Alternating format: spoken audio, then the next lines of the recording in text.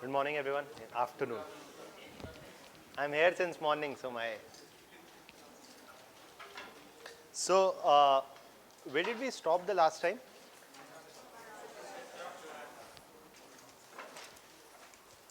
Marathas structure.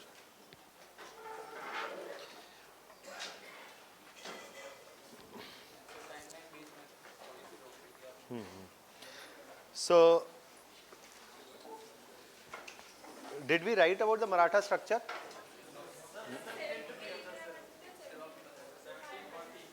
1720 we have written till there.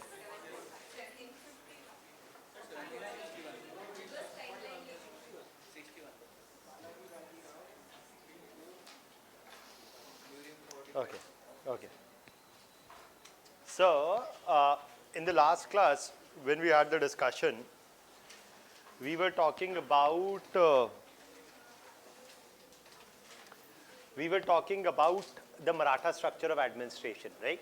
And I was trying to explain you about the aspects of Maratha structure because of which what? That Marathas had the potential as well as the opportunity, but they failed to establish a pan-Indian empire. We talked about this, right? Confederal structure of rule, disputes within the Maratha structures of administration, disputes between Maratha Sardars, that how the Marathas had introduced the Saranjami system of revenue collection, but the Saranjami system also failed to produce the desired results. So we had talked about all of that, and we'll discuss again. Abhi hum likhenge to it will become clear. It will be sort of a revision that what you have done till now. Okay. Now we had written till 1740. We had written about what? About the period from the time of Shivaji's death, right? Ji, volume. So,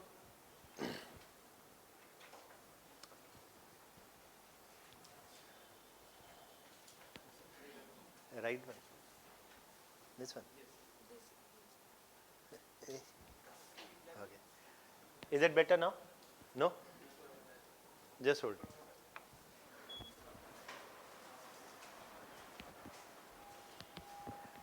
volume के लिए भेजिए.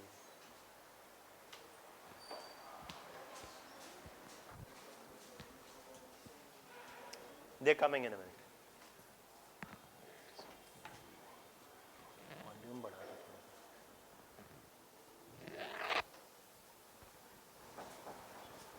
Yeah, is it better now?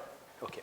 So, basically, we had talked till now that how from the time of the death of Aurangzeb itself, from the time of death of Shivaji itself, the structure of Maratha rule firstly saw the two sons of Shivaji, right? Rajaram and Sambhaji and Rajaram, right? And then there was the succession dispute between Tarabai and So between Tarabai and Sahu, there was a succession dispute from 1708 to 1715. Ultimately, Sahu emerged victorious with the support of Balaji Vishwanath, who was a key aid in planning all of this. Ultimately, Balaji Vishwanath becomes the Peshwa or the deputy, and it was after the death of Balaji Vishwanath that you see began the period of Peshwas. Then we talk about Bajirao and Balaji Bajirao. Bajirao and Balaji Bajirao. And Bajirao and Balaji Bajirao both coming together would result in what?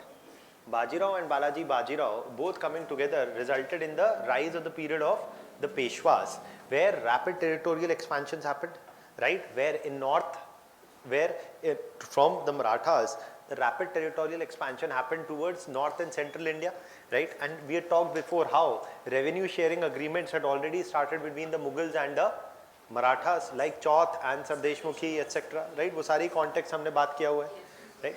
So we had talked about all of this. Now let's अरे audio के लिए बुलाओ किसी को.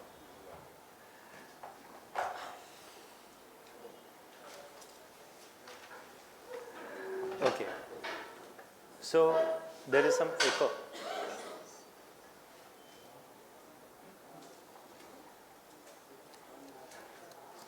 You are having geography class apart from this.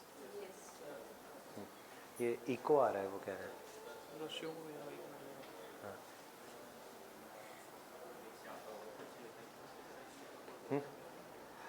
Now is it okay? हाँ, अभी ठीक. So basically, what do you see is that it is in this period, that the period of Peshwas, that there is a rapid expansion. Now we have written till 1720s and 1740s, right? Now we will write beyond this, but before that you leave that space here, you leave that place, and we'll write firstly about the structure of Maratha rule, its problems and weaknesses. Okay.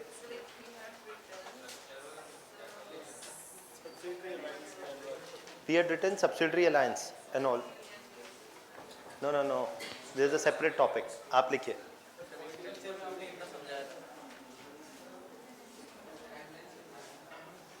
No. Timeline we discussed. You give a separate heading.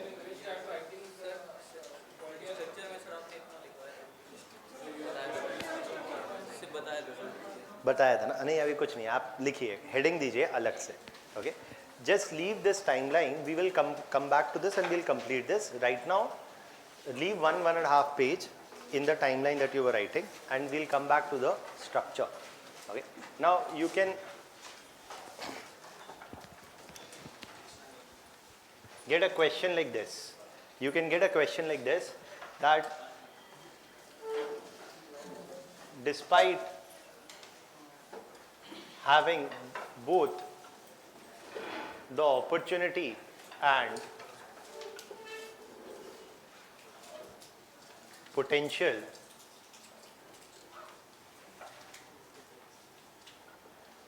Marathas failed to establish a pan-Indian empire during the 18th century. Discuss. Okay. So to understand this, basically what you need to keep in mind is the structure of the Maratha. We say that why did they not form a pan-Indian empire is because of the weakness of the Maratha structure itself. So to answer this, you have to write about the Maratha structure. Okay. So you first, everybody's written this? So you can first write down, I'll dictate. The Maratha structure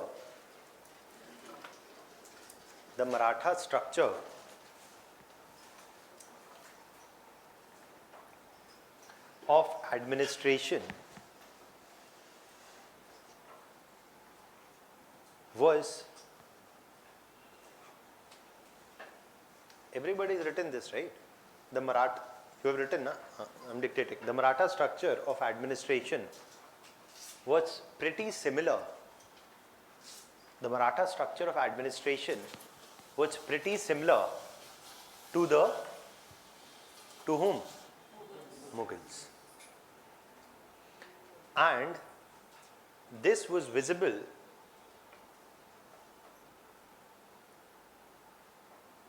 in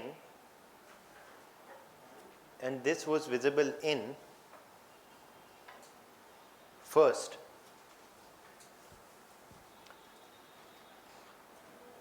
point, the political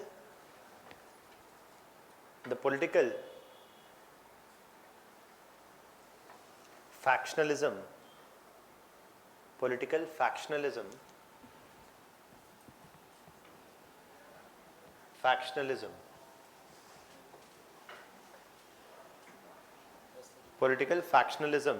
or groupism or disputes, basically political factionalism within the Maratha court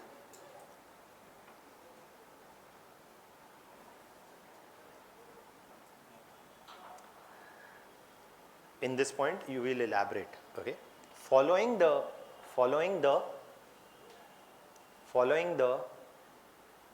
disappearance of Mughal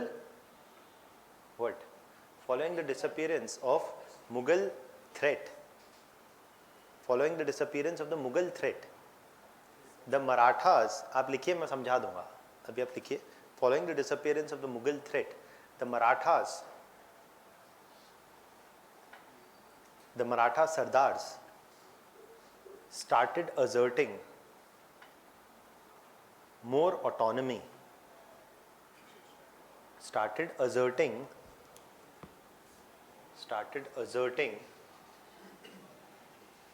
more autonomy 1760s onwards. 1760s onwards. Moreover,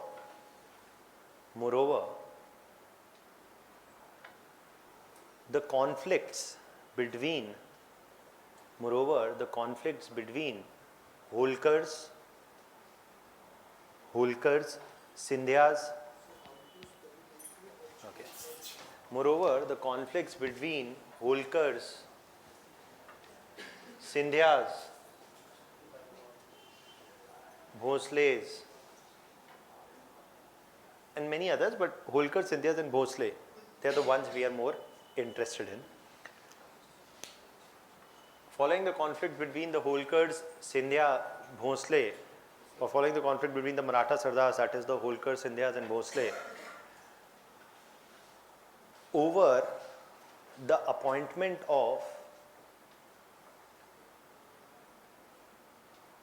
Peshwas,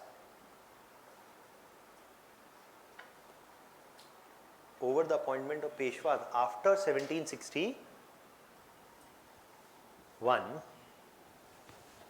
1761, क्योंकि 1761 में क्या हुआ था, that Balaji Bajirao dies. 1761 Balaji Bajirao dies and he is the last major Peshwa, after which there is a dispute amongst the Maratha Sardars and they want to do what? They want to have a say over the appointment of the next Peshwa. Rather than being disciplined by the Peshwa, they want to control the Peshwa. Okay, so that is what we have written, that after the appointment of Peshwas, over the appointment of Peshwas after 1761, in bracket you can write when Balaji Bajirao died. No. See, Balaji Vishwanath dies in 1719 itself. Then comes Bajirao, then comes Balaji Bajirao. मैं अभी लिखवाऊंगा, वो timeline मैं पूरी करवाऊंगा बाद में, but अभी you keep writing this. Okay. After 1761, death of Balaji Bajirao. Okay. Close the bracket. Then the second point you write, the confederal nature of the Maratha political structure. The confederal nature of the Maratha political structure. What do we mean by confederal nature? It's something where the Maratha Sardars are more autonomous, right? Rather than having a strong central ruler, you are more autonomous. With the decline of a strong Peshwaship, with the decline of a strong Peshwaship,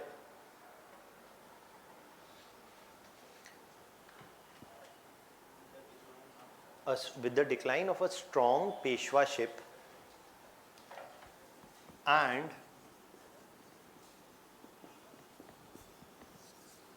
the absence of any major immediate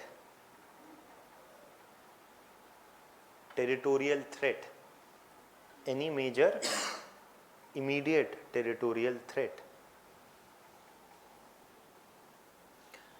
the Maratha Sardars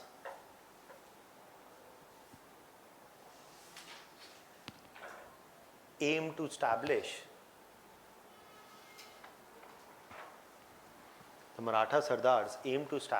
their own autonomous rule,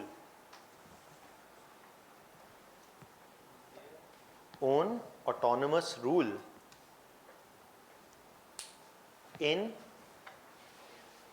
the Malwa, in the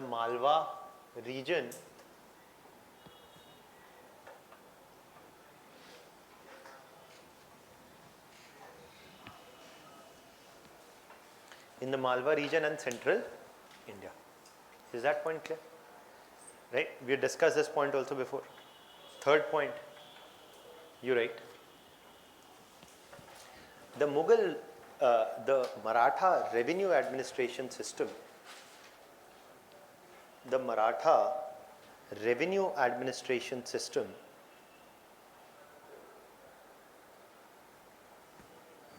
that is the Saranjami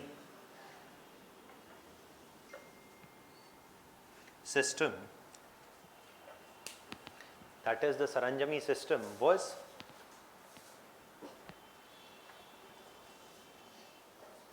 pretty similar to the Jagirdari system of Mughals. So it's pretty similar to the Jagirdari system of Mughals, and often suffered from the same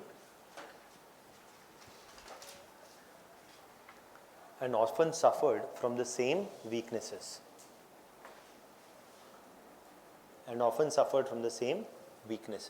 Okay. Within this point itself, you write, moreover,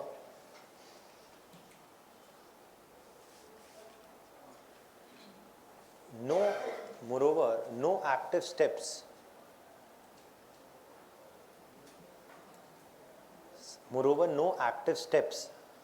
were taken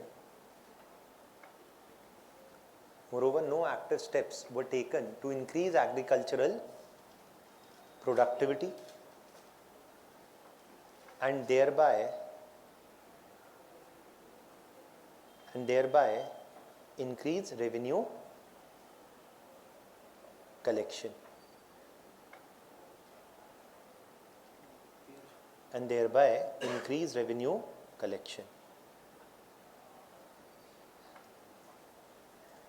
Next point.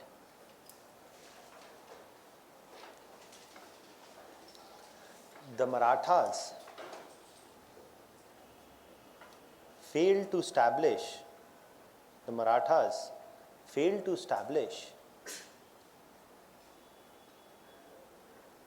a direct administrative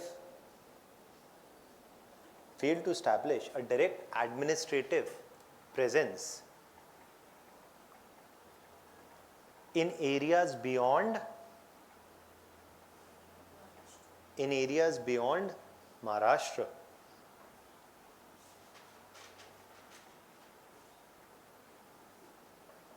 Their conquests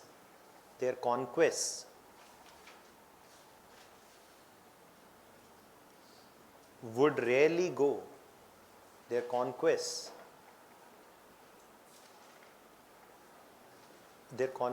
in the Malwa region and central India, their conquests in the Malwa region and central India would rarely go beyond the collection of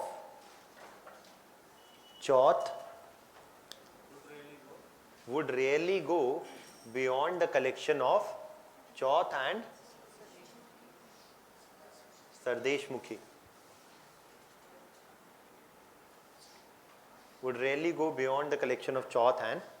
Sardeshmukhi. Next point.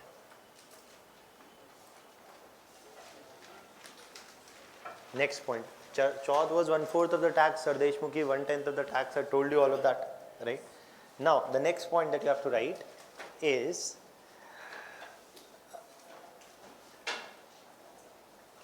the Maratha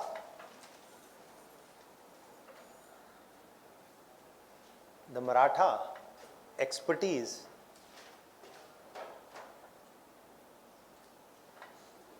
in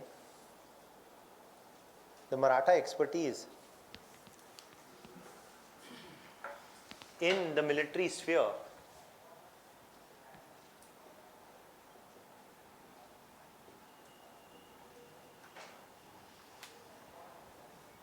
was primarily in guerrilla warfare.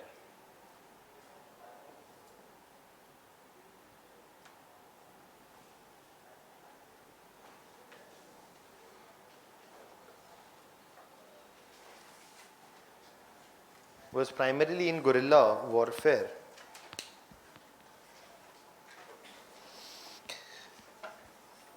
Their superior military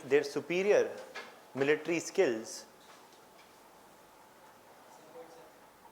in the same point. Their superior military skills enabled them to rapidly expand. Their superior military skills enabled them to rapidly expand in north and central.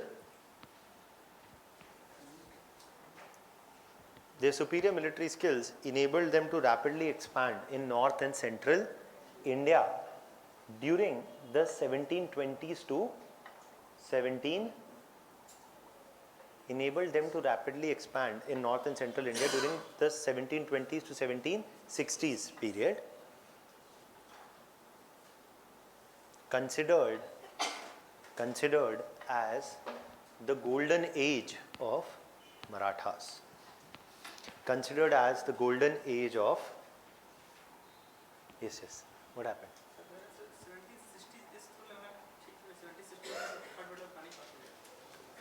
1760 लिख लीजिए. 1720 to 1760, not 60s.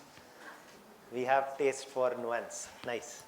Okay. So एक second अभी मैं लिख लें पहले पूरा, फिर आपको मैं जो भी डाउट्स है मैं बताता हूँ. From 1720s to 1760. 1720 to 1760s period, or 1720s to 1760, whatever you want to write.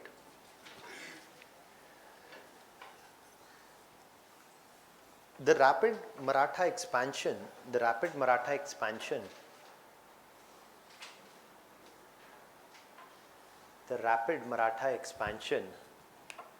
was partly enabled also by the absence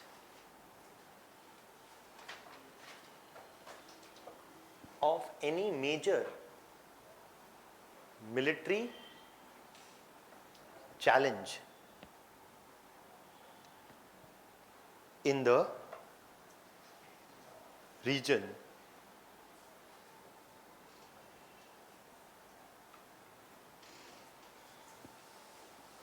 given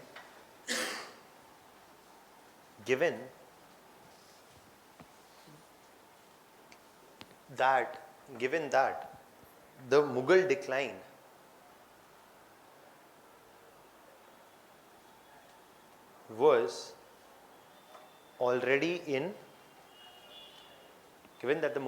was already in force, or were already in action, you can say, or the Mughal decline was already in place. So there is no challenge to the Marathas. Next para. However, in this point itself, but next para. Okay. However, when faced, in the same point, in the next para, however, when faced with a superior military opponent,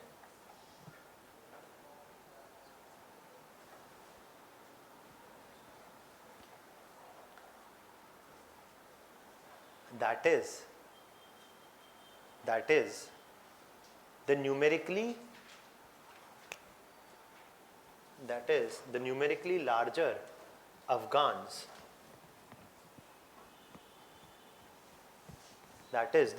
larger Afghans, I'll explain this point, wait. That is the numerically larger Afghans in the third battle of Panipat.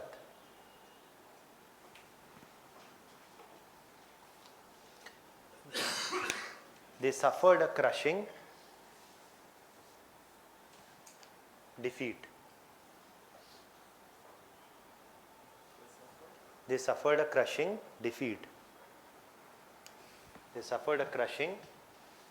defeat. which busted the myth,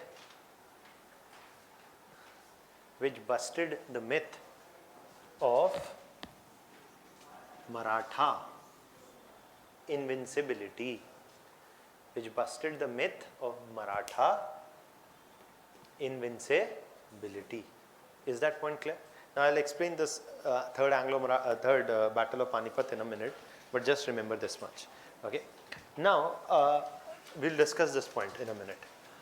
So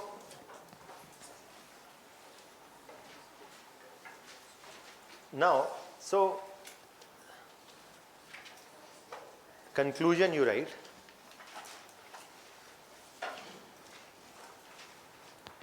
Conclusion you write. Thus, the inability of Marathas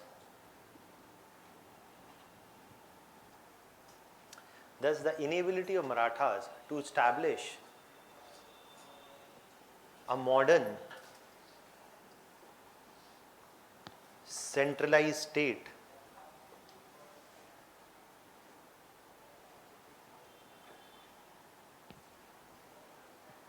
costed them dearly,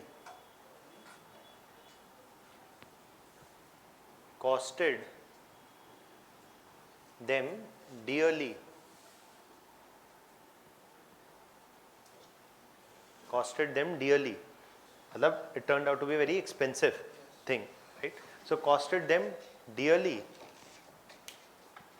as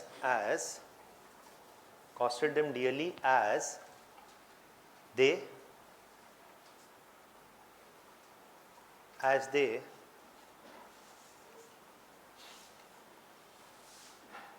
fail to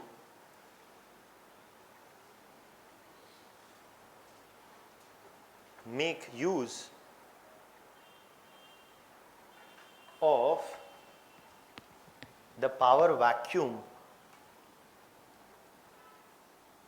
as they fail to make use or as they fail to occupy the power vacuum in the subcontinent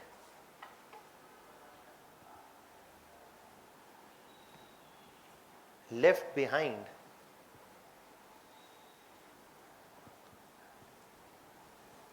after the Mughal decline,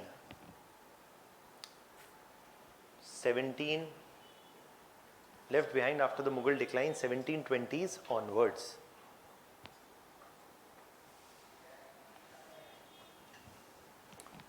So that is why we say they had the opportunity and partly the ability also, but they failed to establish a modern state.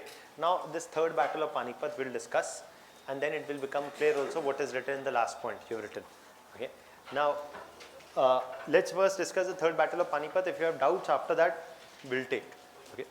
Now when we discuss the third battle of Panipat, the first thing that you need to know, there was a question in your mains examination already, that why so many battles were fought in Panipat. So that is something that we'll understand. We'll also discuss what was the cause for the third battle of Panipat and what is the significance. Okay. And to understand this, basically first let's understand why so many battles are fought in Panipat. Okay. Now, why so many battles are fought in Panipat? ऐसे आप offend नहीं होगा, ठीक? Don't get offended. India doesn't suit, my map doesn't suit your imagination. Just to give you an idea. Right? So, ऐसे आप बोलेंगे sir Kashmir आपने जानबूझ के ऐसा कुछ. So basically, you see what happens, what triggers the many battles of Panipat. Briefly, you must know who all fought these battles. Okay, the first battle, the second battle, and the third battle. The first and the second battle are happening when firstly there is Babur and Ibrahim Lodi, the Lodi dynasty, and Babur, who becomes the formation of the Mughal Empire. They are fighting. Okay, and in the early 1500s, right? And then 20 years later, you see that there is, after Babur, you see the young Akbar is trying to take back the control of we don't need to get into those details right now, वो आप medieval India में पढ़ेंगे. पर मैं आपको इतना context दे रहा हूँ that the first battle was fought by Babur in establishing the Mughal Empire.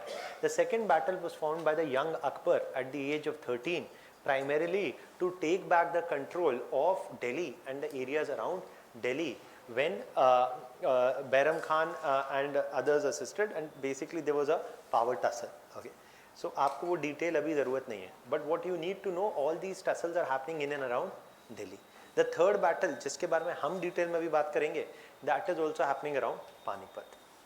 Now one of the first things to understand that Babur came from Central India, Central Asia, sorry, right? Came from Central Asia, and you see that basically, and this is one reflection, okay, that why there are many battles happening in Panipat. In the third battle, it is the Afghan invaders. Yeah. एक second मैं सारे किरदारों पे आऊँगा, आप रुक जाइए. Afghan invaders. We are not. I am right now trying to explain you why so many battles are fought in Panipat. Then we'll discuss third battle of Panipat. The Afghan invaders are there coming in the third battle of Panipat. Okay. Both these times you see from India's northwest there is a attack. Because this is the overland connectivity route to Afghanistan to Central Asia. And this is where you see that one of the things is most of the invaders are coming from Central Asia or Afghanistan region through India's northwest. Now, a number of these, for example, in the third battle of Panipat, Afghan invaders are coming. Even before 1761, Afghan invaders came a number of times. Now, their aim in Delhi is in the middle of what? Yes. आपने geography में ये पढ़ लिया, Aravalli, right? So Delhi is in the middle of the Aravalli ridge, and Delhi is a natural pass in the middle of the Aravalli ridge. Okay, so mountain में passes होते हैं, mountain ranges में. Delhi is also a pass in the mountain range of Aravalli. आप बोलेंगे sir दिख तो रहा नहीं है mountain, so it has gone down because of centuries of degradation, right? जिसको क्या कहते हैं, weathering ही कहते हैं, क्या? So basically it is a natural pass. Now in that context, what you see that Delhi was in a way the gateway to the northern plains. If the Afghan invaders wanted to plunder the northern plains, and the plundering of the northern plains was considered very valuable. Why? Because agriculture was productive. This was a fertile region. Agriculture was a source of wealth. Fertile agricultural land region, there is going to be surplus wealth in the region. So the northern plains had economic surplus. So these were all often the targets of Afghan invaders. And you see Delhi is placed geographically at almost the entry of this. Okay, because beyond this, except you have the Punjab and Haryana region, but you also have the Rajasthan and all these regions which is not agriculturally that fertile. Right? So that is there. Now, what do you see is that historically one is geographical factors why many battles have been fought in Panipat, because Panipat is close to Delhi, and Delhi is the natural pass which anybody would have to cross if they have to invade or reach out to the northern plains. There is not just geographical reason, there is another reason. Second time, also in the first battle, when you see Babur is fighting against Ibrahim Lodi, against basically the Lodi dynasty to capture power in Delhi. The Lodi dynasty's seat of power is in Delhi. That is why they are also interested in capturing Delhi. Okay, Babur is interested in capturing Delhi because Delhi is also the seat of power, and Akbar had also the seat of power firstly in Fatehpur Sikri and also partly in Delhi. Okay, so most of the centers of powers either of the Lodi dynasty or either of the Lodi dynasty or of even the Mughals have been in and around Delhi. Okay, so that is there. So most of the seats of powers have also been around here. agriculturally fertile northern plains region also is somewhere which basically begin from the Aravallis and the northwest. Basically you see the coming in of the Afghan invaders would find a natural geographical barrier in the form of Aravallis, and also more importantly Delhi being there, and also it was a seat of power. These are the two major reasons why a number of battles are fought in and around Delhi, and that has been Panipat has been the site because it is adjoining to Delhi and an area where there is a vast plain area. Okay, so that is why the Panipat region with their vast plains have often been a site of number of battles. Okay, these are the reasons why these battles have been fought in and around Delhi for a number of times. Okay, now let's discuss in detail about the third battle of Panipat, what caused the battle. Now to understand what caused the third battle of Panipat, what you firstly need to know is who all fought the third battle of Panipat. Firstly, the third battle of Panipat was fought between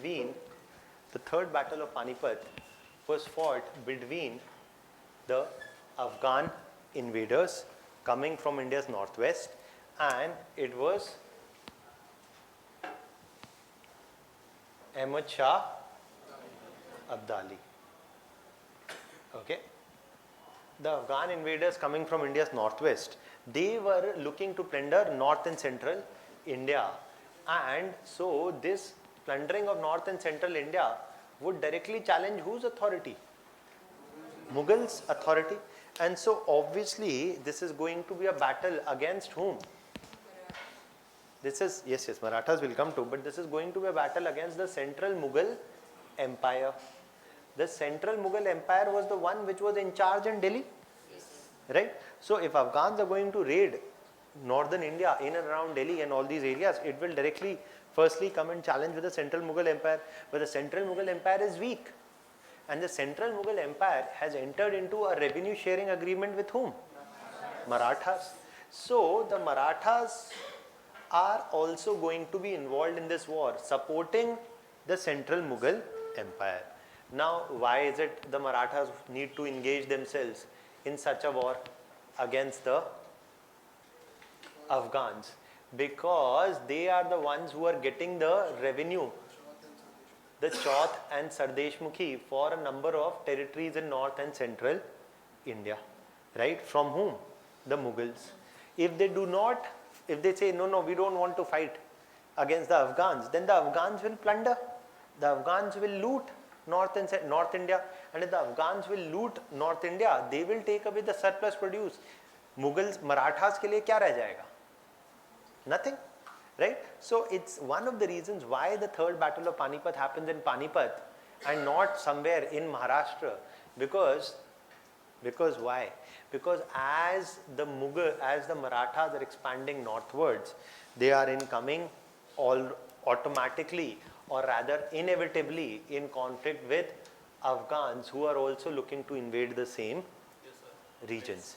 It's so पहला जो आपके दिमाग में सवाल आता है कि sir Panipat में ही क्यों लड़े? लड़ना ही था तो कहीं और लड़ लेते.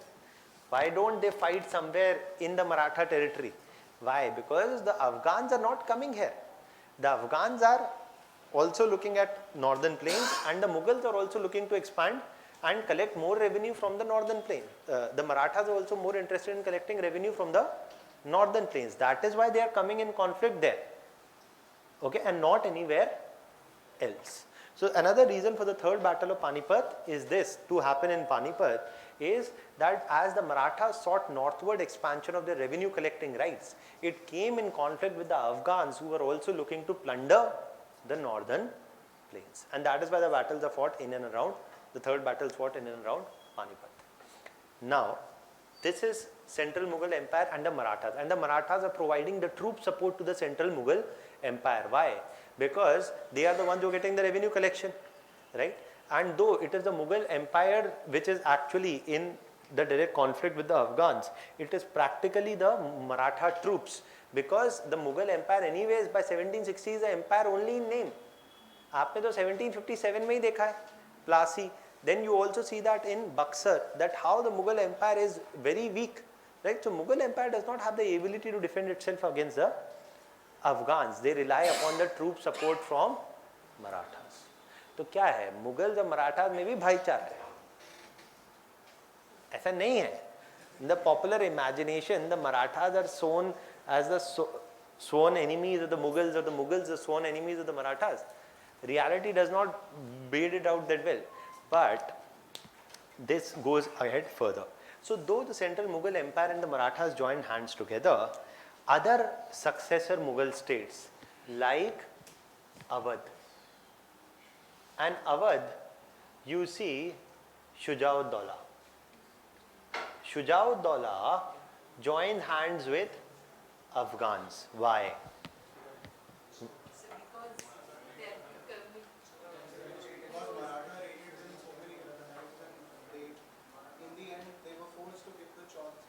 Okay, because Marathas raided them so many times, or because there is Muslim भाई भाई. देखिए, कोई भाईचारा पैसे और राजनीति में, पैसा और पावर, क्या यही सबसे बड़ा भाईचारा है? Okay, and in that context, it's got nothing to do with so-called religious affiliation, etc. If there's any religious affiliation and loyalty, then they must side with the central Mughal ruler. Rather, Awadh is siding with Afghans. Why? Because the Marathas have raided, and threatened the Awadh state also with a number of plunders. Okay, and that is why in 1751, in 1750s also, for example, the Marathas had demanded Chauth from Awadh. When Awadh denied, they had raided Awadh's territories. So Awadh saw Marathas as a challenge to their existence and their interests, that they will constantly keep plundering, raiding, or threaten our rule. Okay, so Awadh already saw Marathas as a challenge to their interests, but Awadh also has no love for Afghans either, because Afghans have also plundered northern territories time and again. So it's not that there is any love for either Afghans or for Marathas, but the point is, who is a bigger challenge? Marathas. Why? Because the Marathas will constantly keep coming, raiding and threatening. Afghans will come once in a decade. The bigger problem is Marathas. So the idea was that if by siding with the Afghans, they could defeat the Marathas, they could kill two birds with one stone. One is that firstly, Maratha problem will be addressed. Secondly, by siding with the Afghans, at least the Afghans would not plunder Awadh. देखिए, ये foreign policy है.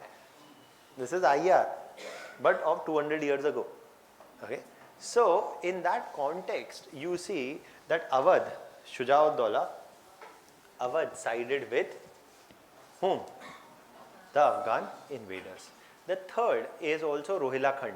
Rohila-Khand region is the region, if you look at Nainital, all of these areas, okay, northern India, of what you need to know partly as Uttarakhand. That part, areas adjacent to that part, is the Rohila-Khand region, which is a small successor Mughal state also. Okay, Rohila-Khand also, given their close links with Shuja-ud-Dawla, Rohila-Khand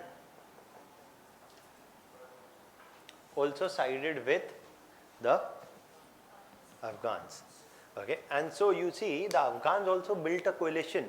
The central Mughal ruler also built a coalition. The central Mughal ruler's coalition was with the Marathas, and the Afghan coalition was with with Awadh and Rohila-Khand. Now the Marathas had also approached Awadh for becoming a part of their coalition, but Awadh explicitly refused to do so. Okay, so this is where Marathas का अब पाप का घड़ा भर चुका है.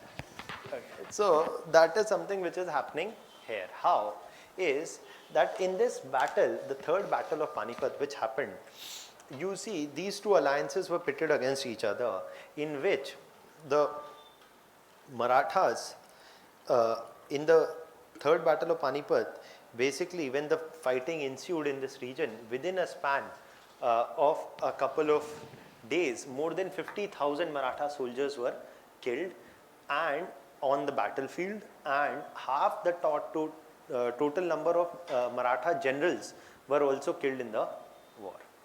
Half the total of Maratha generals were killed in the war, and 50,000 Maratha troops were killed in the war. This was a major blow to the Maratha both military capabilities and prestige. Prestige that the Marathas till now had never been defeated. And now they are being routed by the Afghan forces, and that too in a hugely destructive fashion. So it was a blow to Maratha prestige, but it was also a blow to Maratha military might. It was a blow to Maratha military might as well.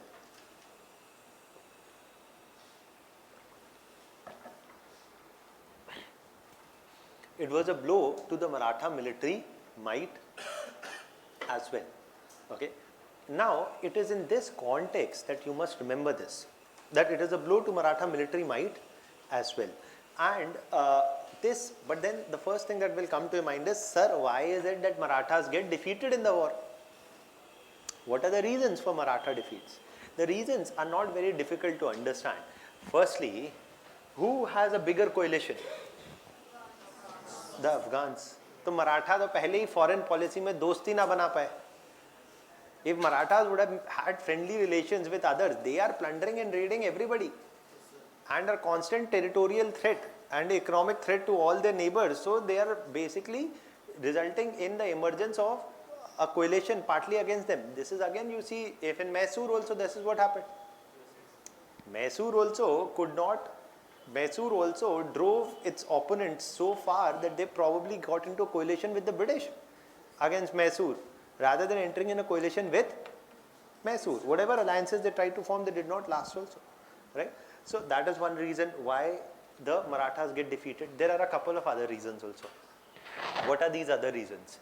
The other reasons are that the Marathas had expertise in guerrilla warfare, and I told you guerrilla warfare last time also what it is, right? But guerrilla warfare required adequate geography to support its use. But the third battle for Panipat was happening in plains where the armies were pitted face to face with each other.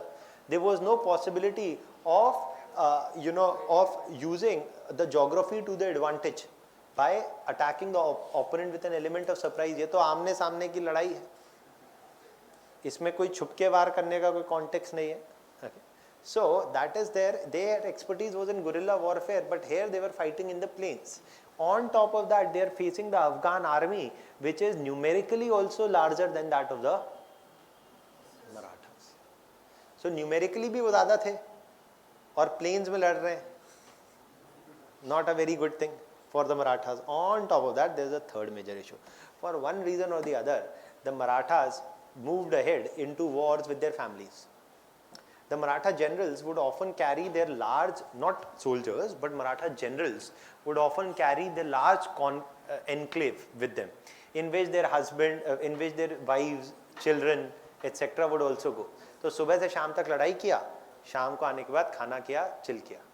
Okay, that basically what would happen is that fighting according to conventions would happen from dawn to dusk, and after that they would retire to their lives and etc. And basically the Marathas had to extend, and comes the other point, logistical challenge is what I'm trying to come out at here. That basically the Marathas had to extend their troops and food supplies and ammunition all the way from the areas under their direct control, that is in and around Maharashtra, to all the way to Panipat. This is more than 1500 or 2000 kilometers. Okay, where they had to extend their supply of troops, weapons, as well as food supplies, etc. And they are moving a vast enclave of women and children also. Okay. Now, firstly, your question would be, sir, if it is a logistical challenge for Marathas, it is a logistical challenge for Afghans also. देखिए, जीवन में मैंने इतनी बार भारत को आज़ादी दिला दी है कि आपके जीवन में जितने सारे सवाल हैं वो मेरे दिमाग में भी आ चुके हैं. So, in the sense that when the Afghans, if it is a logistical challenge for the Marathas, it is a logistical challenge for the Afghans also. Then the problem is that the Afghans are getting their food supplies, their ammunition supplies partly from Awadh. right? Where the Marathas are finding no allies in them. So Marathas have to pull forward the resources through thousands of kilometers, which is a bigger logistical nightmare for them. So in terms of being unable to cobble up a regional alliance, in terms of being unable to address the logistical challenge, in terms of the military superiority of the Afghans, especially in a warfare in plains and being numerically larger, you see all of these are the reasons why in the third battle of Panipat the Marathas suffered a defeat. I'll come to you in a minute. Okay. Now it is in this context that the Maratha defeat had a huge significance. And Shekhar Bandyopadhyay writes that the significance of the Maratha defeat in 1761 is A. It busted the myth of Maratha invincibility. It was B. A major military setback to the might of Marathas. And C. Most importantly, and this is this unique way of Bandyopadhyay's writing, where he says, and very rightly so, that the third battle of Panipat decided who will not form the next pan-Indian empire rather than who will. It decided that it sealed the fate of the Marathas. It showed that the Marathas were not capable and the weaknesses were completely exposed in the defeat. And because of which it became clear in 1761 itself that Marathas will not form the next pan-Indian empire. I repeat, it did not become inevitable in 1757 or 1761 or 1764 that the British will form the next pan-Indian empire. अब तक आपने इतनी history पढ़ ली है कि मैसूर भी रहता था अभी, Hyderabad issue also had to be completely settled. No way in the third battle of Panipat it is becoming clear that the British will form the next pan-Indian empire. See, 1764 is when Battle of Buxar is happening. 1763 is when Treaty of Paris and Hyderabad is happening. Mysore issue is yet to be addressed. How on earth in 1761 the third battle of Panipat would establish a pan-Indian British rule? There is no relation. And the British are nowhere directly involved also in this. British का कोई लेना देना नहीं third battle of Panipat से. लेकिन third battle of Panipat से ये prove हो गया कि मराठास नहीं बनाएंगे the next pan-Indian empire. And if Marathas are not going to make the next pan-Indian empire, then somebody else is going to, or maybe somebody else, nobody is going to. Maybe India would be ruled by a variety of regional states. So that whether there would be a pan-Indian empire and who would form it, if it is formed, is not clear in 1761. वही बात बार बार आ जाती है that 18th century India is a period of fragmentation of political structure rather than having any one pan-Indian. Clear? Yeah. They could have got supplies from Delhi only. They could have. देखिए, that is what is the problem, that they could have got supplies from Delhi, but the problem is the central Mughal rulers' reach and ability is extremely limited. That is the problem here. That is why it is actually a battle between the Marathas and everybody else. It is only named that the central Mughal empire is ruling. Rohilkhand is going other way, Awadh is going other way. So there is no actual central Mughal empire which is left. That is there. What about the Rajput rulers? So what about the Rajput rulers? Firstly, you see that the Rajput rulers at this point of time, what is happening is that the Rajputs partly were involved, the Rajputs partly stayed neutral, and some did side with the central Mughal ruler also. That is there. But predominantly a number of them even stayed neutral at this point of time. अरे क्यों लड़ना? ऐसा तो है नहीं कि Marathas had plundered Rajput territories also a number of times. कोई प्यार मोहब्बत वाली जब आपने पाप का घड़ा बढ़ गया, it's as simple as that. There's nothing else here. You have plundered and raided everybody's territory. Everybody will be happy with your demise soon. Okay, so that is that. Anybody else? You had one.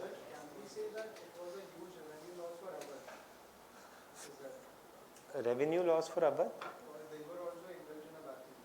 The supply for Afghan from Awadh. This battle is not a very long battle. It's a pretty brief battle. There is no major. Yeah. So this battle is not a very long battle. It is a very brief battle. It is not a very huge drain on our or anybody's resources except the Marathas who suffered a crushing defeat. That is them. So, no, I wanted to connect it to related to the Battle of Buxar that our campaign over Sir, why did Marathas wanted to expand only in the northern area? Why didn't they go in southern part of it? So what she's asking is कि why that Marathas only want to expand north and central India? Why not southern India? क्योंकि मैसूर बैठा है. Okay, there is Hyder Ali. Okay, there is Hyder Ali, which is in 1750s there. Okay, and there is, so actually it's not that Marathas do not have a conflict with Hyderabad or Mysore. They have repeated conflicts with Hyderabad and Mysore. In Mysore there is Hyder Ali from 1750s onwards, and in Hyderabad till 1748 you have whom? Asif Jahan, right? So in Hyderabad as well as in Mysore region, there are relatively strong players already present, and even then they did have conflicts, but they found it easier to expand northwards and get the revenue sharing, and this had been initiated much before itself. So they are building upon it, right? And this was made much before possible by Balaji Vishwanath, who is entering into the revenue sharing treaty with the Mughals. So that is there. Anything else? Clear? So that is there, and that is the significance of the third battle of Panipat also. So you can write down. Firstly, we'll come to the timeline later after this. Firstly, you write this much. The third battle of Panipat, give a next heading. The third battle of Panipat and its significance. Technically, you should write it in Roman numerals. Okay. This is Roman numeral only, right? Yes. So third, that's how you should write it, not like this. In the PowerPoint presentation, you may find it like this, but that is because of PowerPoint likhte waqt, that symbol is very difficult to arrive at. Okay, so but technically you should write it like this: Third Battle of Panipat. Third Battle of Panipat and its significance. Okay. Firstly, you write down the cause. A number of battles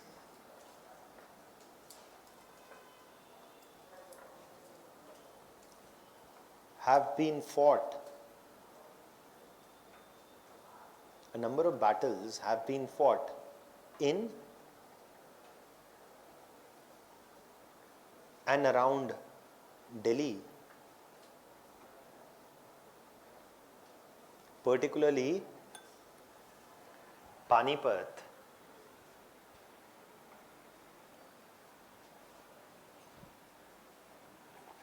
in and around Delhi, particularly Panipat, driven by multiple factors.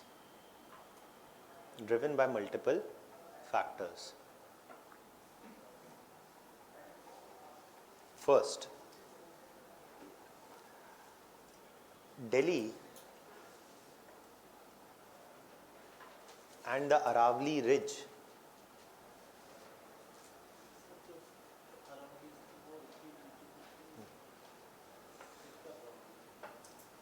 right, first sentence.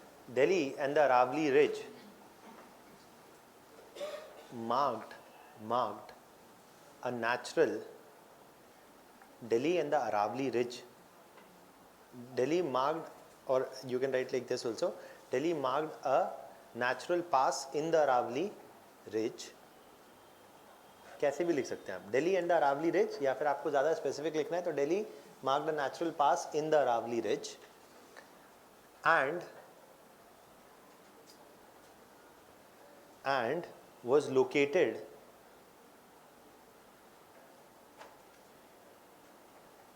at the gateway to the northern plains, which were located at the gateway to the northern plains, which were agriculturally productive,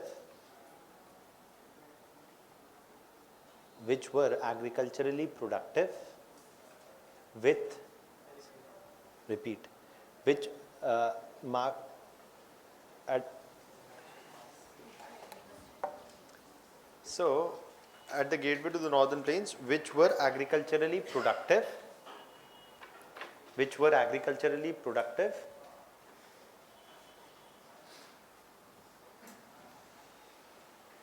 surplus revenue,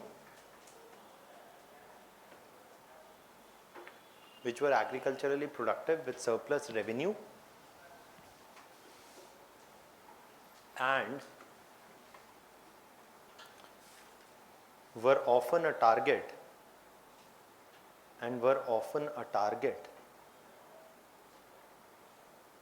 of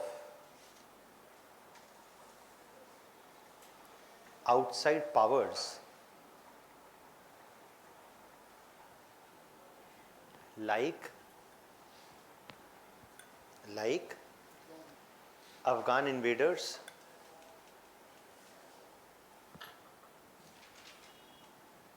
in bracket you write Ahmad Shah Abdali,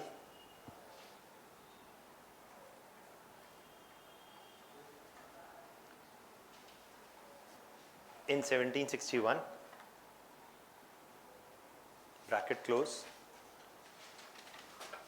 or Babur in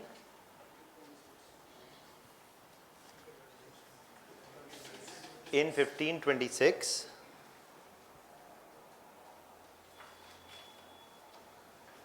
bracket close.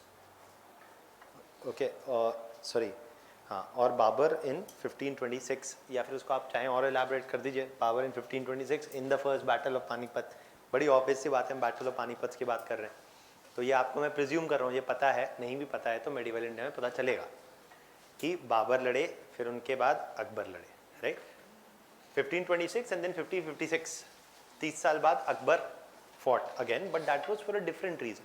Okay, so first is Babur, second Akbar fights, okay, briefly 30 years after that, and then you see another couple of centuries later there is the third battle of Panipat. Okay, so 1526 in the first, or Babur in 1526 in the first battle of Panipat against, चाहे तो आप लिख दीजिए, Babur in 1526 against the Lodi dynasty. If you want to write, you can. If you don't want to, that's also fine. Babur in 1526 against the Lodi dynasty. Okay.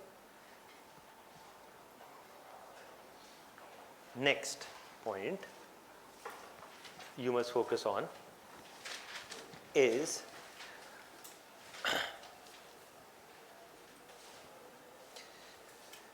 Delhi had historically been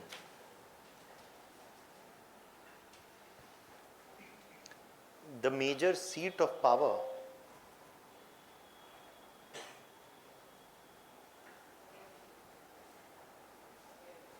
in North India,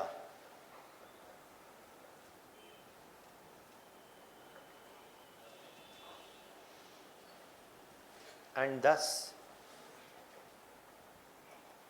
saw many attempts to capture it and assert control over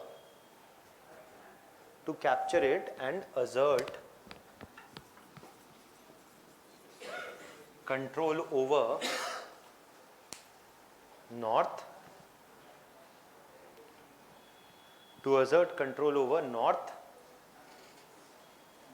India or northern plains, that's also fine, to assert control over northern plains. For example, Akbar's attempt in 1556 to retake or to reinstate or to retake, whatever you want to write. Reinstate control over Delhi in the second battle of Panipat.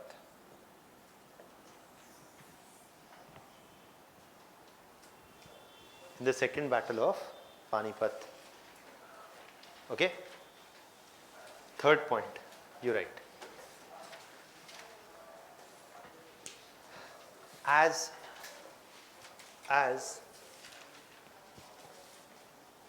the Marathas, third point you write, as the Marathas sought northward,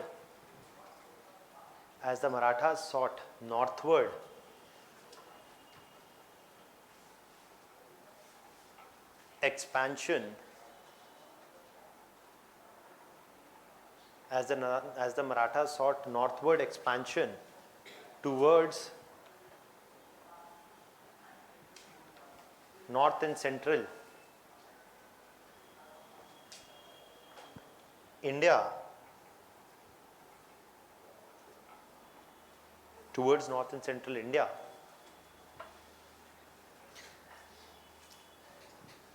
their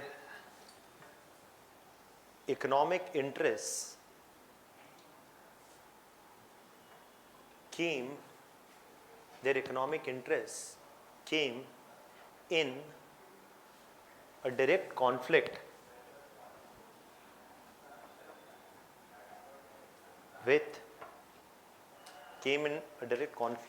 with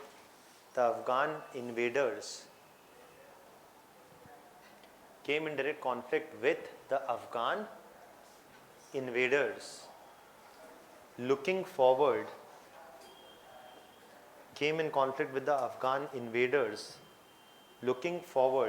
to plunder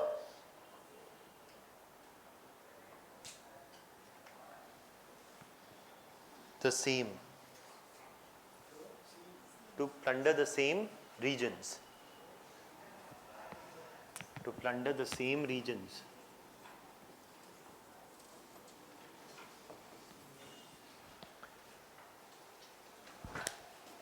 This triggered the third battle of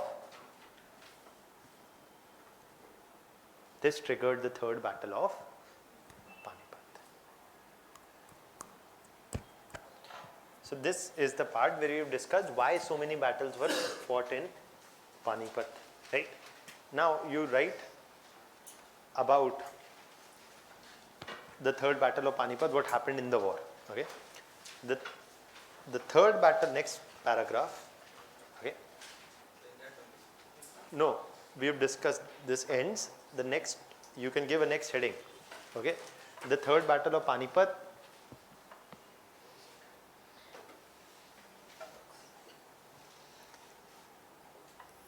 The third battle of Panipat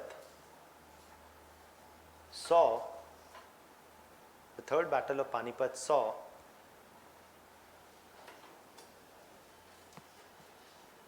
the combined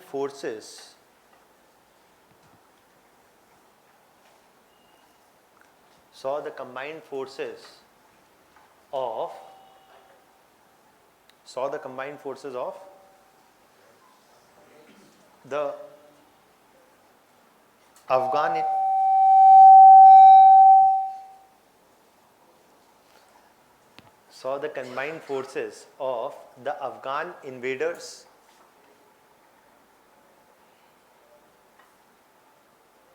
in bracket you write Ahmad Shah Abdali,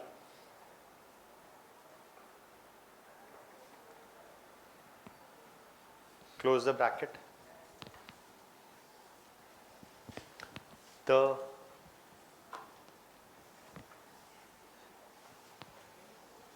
Awadh rulers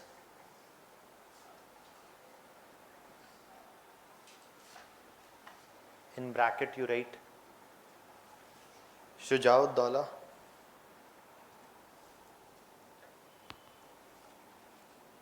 and Rohilkhand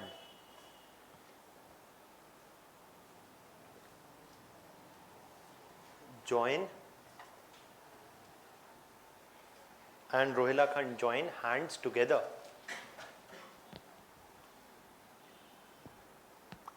against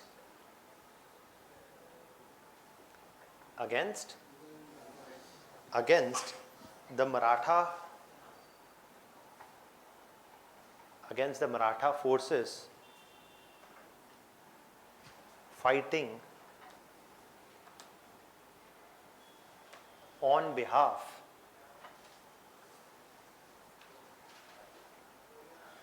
of the central Mughal rulers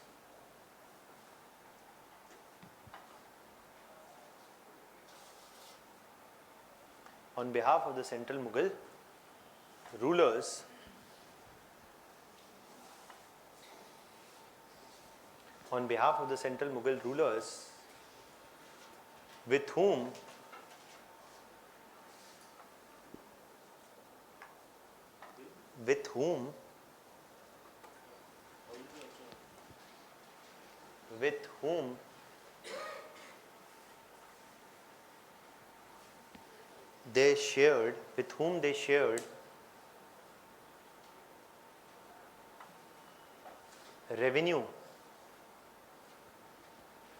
they shared revenue arrangements or revenue collection or revenue sharing arrangements also, you can say, with whom they shared revenue arrangements like Chauth, etc. Okay. Impact. Now you write. First,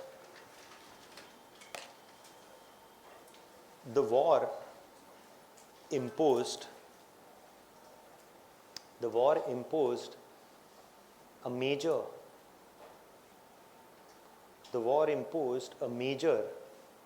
military setback upon whom? Marathas, who lost 50,000 troops,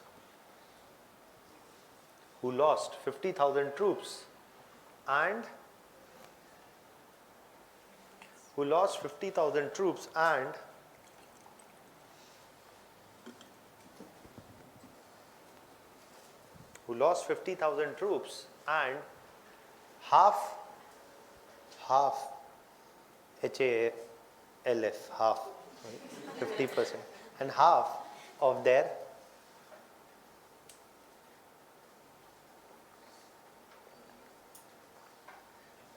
military generals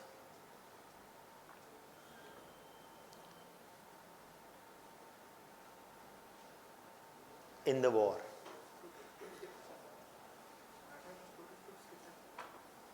This has been a matter of debate, that what was the total troop strength, and estimates vary. I have given you the lowest estimate, that 50,000 troops were killed in the war. By some accounts even it was more than that. It was almost 1 lakh. तो मैं वही बोल रहा हूँ कि हमारे पास अर्नब गोस्वामी नहीं है, who can tell us authoritative figure, who is the voice of either Marathas or the nation, right? So what were the exact troop strength, we don't know, but there have been estimates on the basis of number of historians as well as a number of accounts of the war. So they vary, but we have taken the lowest common denominator. Okay, that is there. Now, so basically you're writing that it caused of half the military generals in the war. This, please write in, this busted the myth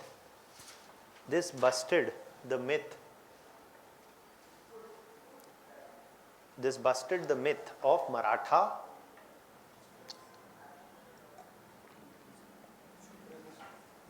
invincibility. This busted the myth of Maratha invincibility.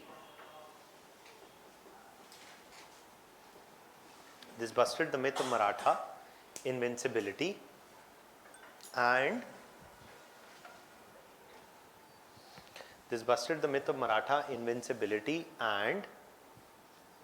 was a major blow to Maratha prestige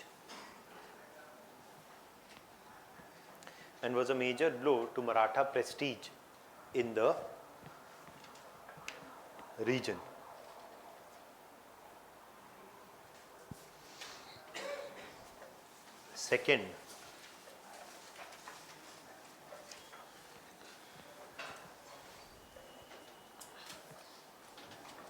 Second, the war in many ways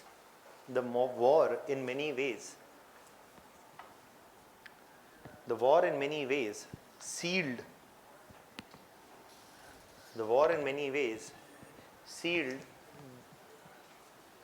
the fate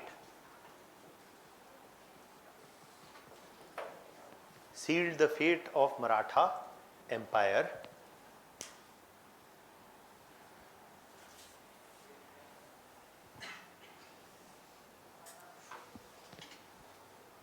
from which it failed to recover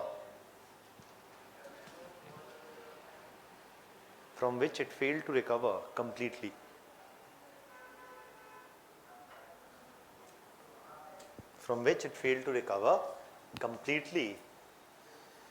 It is often argued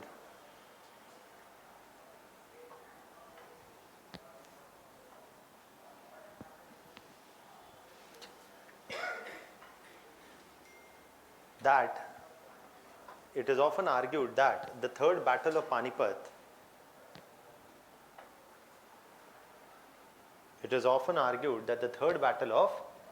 Panipat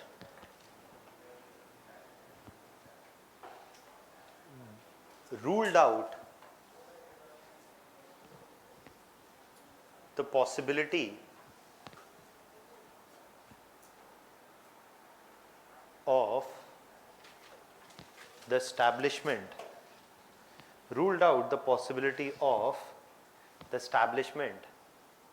of a pan-Indian empire. Ruled out the possibility of establishment of a pan-Indian Maratha empire. Clear? Everybody? ठीक है? History में मजा आ रहा है नहीं आ रहा? आ रहा है लेकिन मजा आते आते फिर बीच में ब्रेक आ जाता है. So basically what you see is that this is one thing. Now let's discuss the Anglo-Maratha wars. ये ज़्यादा इंटरेस्टिंग है ना? इसमें क्योंकि कहानी के मुख्य किरदार ब्रिटिश इनकी भी एंट्री है ना? So basically, and now we'll complete the timeline, okay? But let's first understand, then we'll complete. Now,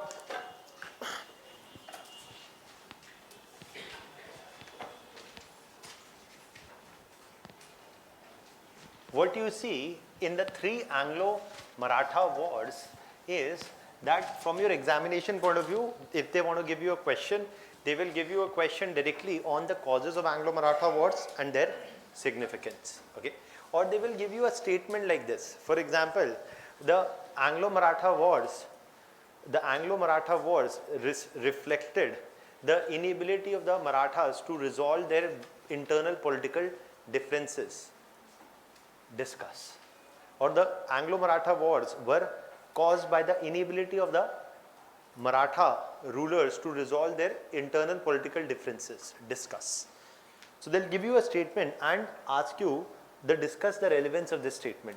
Okay. So basically that is a way of asking ki kya hai the cause of Maratha wars specifically in this context. Okay. That is there. So let's first understand, then we'll write down. So basically there were three wars. One was fought from 1775 to 1782. The other was fought from 1803 to 1805, and the third was fought from 1817 to 1890. So what is happening is that in the first battle, in the first war, which is happening in this region, you see what is the dispute. What leads to the war is again a succession dispute over Peshwaship. The succession dispute happens over Peshwaship how? That there are two individuals. There is Narayan Rao and there is Raghunath Rao. Game of Thrones begins. That Raghunath Rao was the uncle of Narayan Rao. Narayan Rao was the young Peshwa, okay, who was appointed in 1775, and Raghunath and Narayan Rao's Peshwaship was supported by the Holkars, the Scindias as well as the Bhosles. Everybody supported Narayan Rao's Peshwaship. Why? Because he is young and he can be easily influenced and controlled. So rather than being controlled by the Peshwa, it would be easier to control the Peshwa if he was young and inexperienced, right? And so that is there. However, and so they supported the Peshwaship of Narayan Rao. However,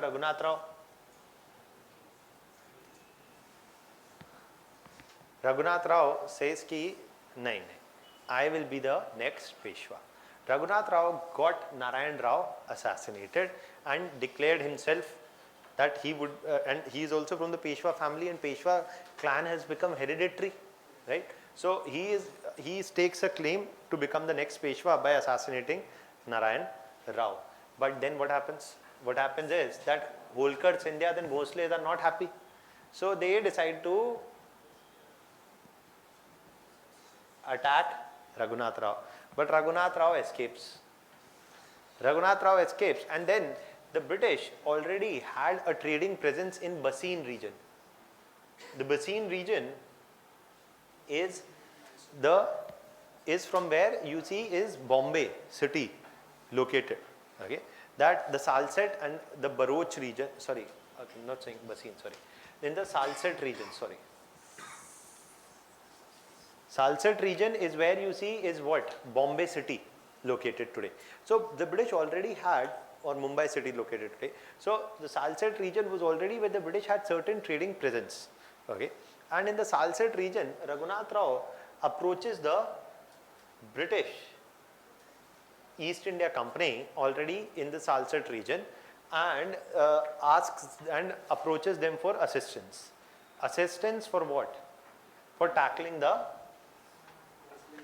Holkar, Scindias and Bhosles.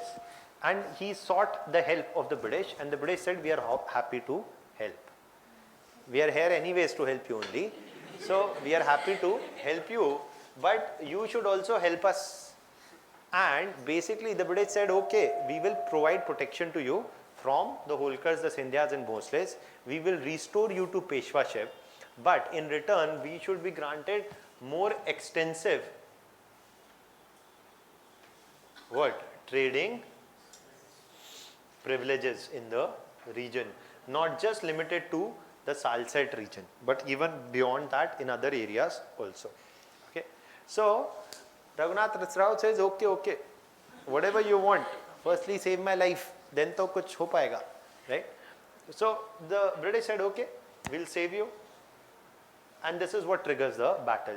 Going after the Raghunath Rao, it now triggers a battle between the Maratha Sardars and the British. Okay, so British are clearly intervening in the domestic matter.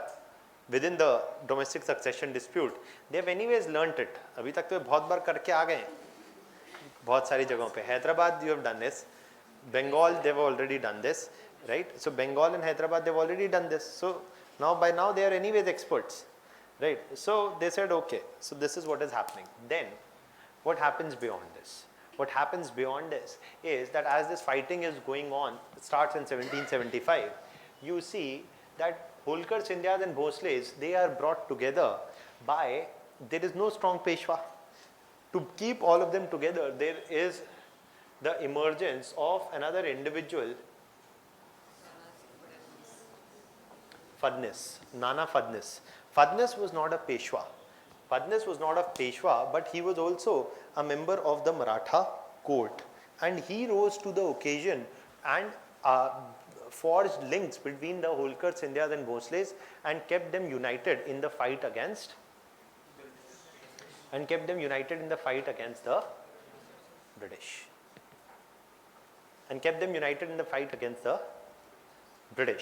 Okay, and the British and the British now faced a combined and a joint Maratha offensive, that too within the backyard of the Marathas.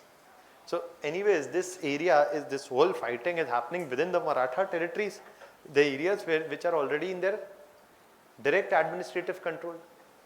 And the Marathas also have expertise in guerrilla warfare, the strategy for which is suitable in this region. ये तो इनके इलाके की बात है, पानीपत नहीं है. Okay, so this is their area which they know very well, where they have administrative control, where they have expertise in guerrilla warfare, and the British find it difficult to deal with the Marathas. Both the sides tried to reach a settlement in 1776 also, in the Treaty of Purandar. You don't need to remember it, but there was an attempt to strike a deal. The Maratha Sardar said to the British, what do you want? You want trading privileges? We'll give you trading privileges. Just get out of the way. Okay? The British said, yes, we want trading privileges, but don't kill Raghunath Rao. It is now partly a matter of prestige of the East India Company, because if they now defect away from Raghunath Rao and strike a deal directly with Marathas, it will do what? It will compromise the credibility of the East India Company. कोई deal ही नहीं sign करेगा आगे से. So in that context, the British insist that Raghunath Rao must not be killed, but the Maratha Sardars say no, यही तो हमें करना है. So they do not reach a conclusive treaty. There is a indirect treaty which both the sides, there is an inconclusive treaty. They signed the treaty to bring about a ceasefire, but it does not hold. And again war resumed in 1776 itself. Now in this war is going on 1776, 1777, 78, 79. The British are unable to defeat the Marathas, and in 1779 there is a key battle, that is the Battle of Vadgaon.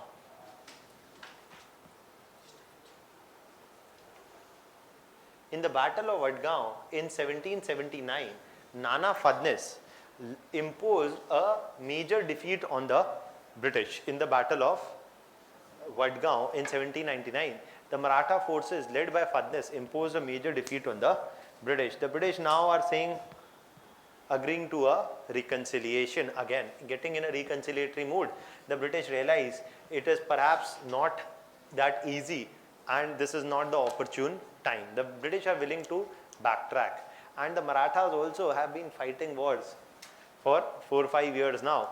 They are also looking for a compromise. The British are also looking for a compromise. So the British say, okay, Raghunath Rao will not become the Peshwa, but let him live.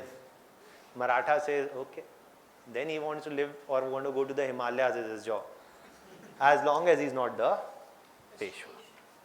So Fadnis was able to strike a deal, and this comes in the Treaty of Salabai. Remember I told you?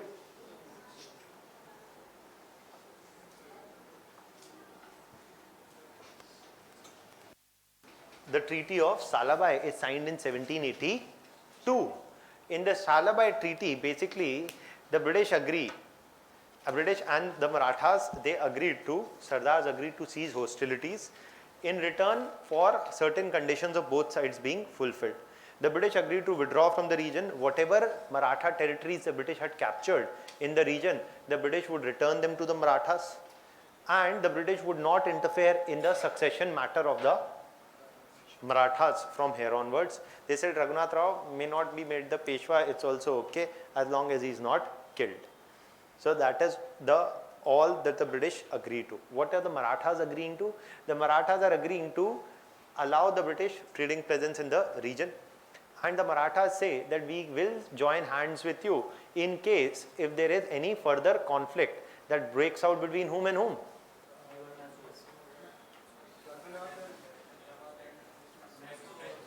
Mysore and British. In any further conflict that breaks out with Mysore and between Mysore and British, we will side with the British, and that is why 1780 to 1784, remember I told you that the first Anglo-Mysore war is also happening. Sorry, second Anglo-Mysore war is also happening from 1780 to 1784. There is a Anglo or the second Anglo-Mysore war. The Marathas withdraw from the coalition after the Treaty of Salabai with the British. After the Treaty of Salabai with the British, the Marathas withdrew from the coalition with Mysore. And in the third and the fourth war, you see they are siding with whom? British, right? So with Treaty of Salabai, the British agreed not to interfere in Maratha affairs, and the Marathas agreed to side with British against Mysore in further wars. The Marathas also agreed not to employ any other European except the British, and which was again directed at keeping the French out of the region. तो आपसे prelims में they can ask you a question on the Treaty of Salabai. अब आप बोलेंगे कि sir Treaty of Salabai पे पूछ सकते हैं तो Treaty of पुरंदर पे भी पूछ सकते हैं. देखिए, we expect that they ask questions on major ones, not on anything and everything which is insignificant. Treaty of Purandar is insignificant because it did not hold. The Treaty of Purandar was signed in 1776, but it did not hold. So that's why we don't discuss too much details of it. Just जो treaty बची ही नहीं, उस treaty की significance पढ़ने का क्या मतलब? Right? So the Treaty of Salabai held ground for the next 2 decades. For the next 2 decades, there is no British interference in Maratha affairs, and for the next 2 decades, there is peace between British and Marathas. Why? Why? Because of the leadership of Fadnis. Fadnis, who had negotiated this treaty with the whom? With the British. But Fadnis also was able to keep the Maratha Sardars together, right? And it was this reason that the Marathas had not lost the first Anglo-Maratha war. Marathas did not lose the first Anglo-Maratha wars. Why? Because they had expertise in guerrilla warfare. This was their backyard. And most importantly, the 3 Maratha Sardars were kept together by Fadnis. They were not fighting amongst each other. Rather, their efforts were directed against the British. And Fadnis is the architect of all of this. And Fadnis, thus, given his role, Fadnis becomes the most important power center in the Maratha Empire. It is neither the king nor the Peshwa. Peshwas were appointed after Fadnis. Peshwas were appointed after 1782 also. But nobody was as powerful in the Maratha structure as was Fadnis. Okay, so Fadnis, so Peshwas were appointed after this also, but even the position of Peshwa was powerless as long as Fadnis was there, because Fadnis exercised all control at the central level. So the new Peshwas which came after this also, they are not in love with Fadnis. Why? Because Fadnis was in a way diluting their authority. So they wanted to kill Fadnis so that the Peshwa would be able to reassert his authority. But killing Fadnis was not very easy. They wanted to so kill Fadnis that Fadnis died a natural death in 1800. Fadnis died a natural death in 1800, and when Fadnis dies, you see, the time is ready for another war. Fadnis dies, and he is the one who keeps the Maratha Sardars together. So what happens after this is the Peshwa at this point of time is whom? Yes, Bajirao II was the Peshwa in 1802. Okay, name is not that important. What is important is that Bajirao II's Peshwaship is not unanimously supported by all Maratha Sardars. Okay, and you see that the Holkars were opposed to the Peshwaship of Bajirao II. Okay, and thus they started plundering Bajirao II's territories in and around Pune. Okay, around Pune, Bajirao's territories were being attacked by the होल्कर्स. देखिए ये समझिए, Maratha sardars को ये नहीं समझ में आ रहा है कि पूरे सब कॉन्टिनेंट में आग लगी हुई है. British have interfered and intervened in Bengal, in Hyderabad, then in 1799 in Mysore also. But they are more interested कि मैं ही बनूंगा पेशवा. अरे कुछ बचेगा तो बनेंगे आप Peshwa. So there is a complete lack. This is the kind of narrow political leadership which is responsible for the demise of empire. पहले you are not reforming it.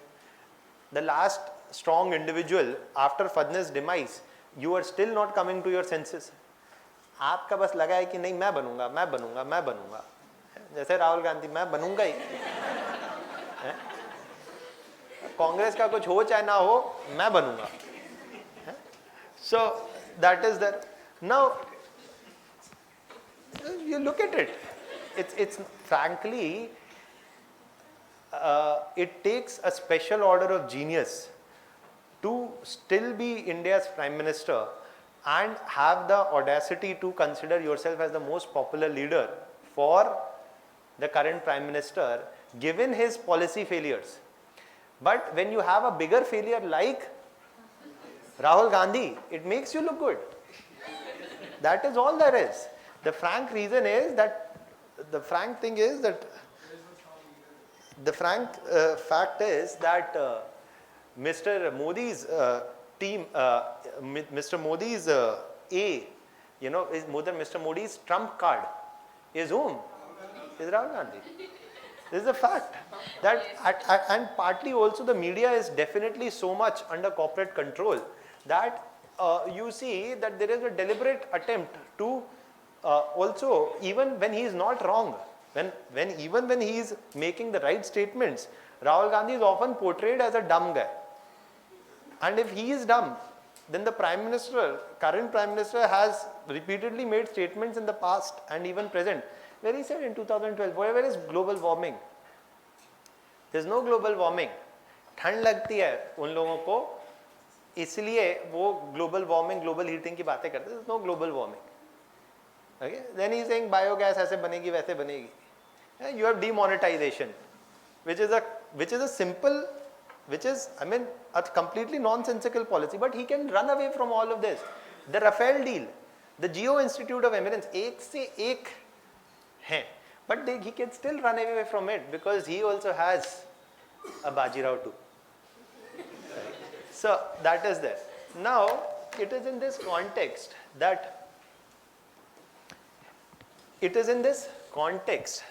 and this is just to give you a context, that if you look at the magnitude of the Rafale deal and the magnitude of the Bofors, the Rafale deal in terms of sheer value is more than 10 times the Bofors deal.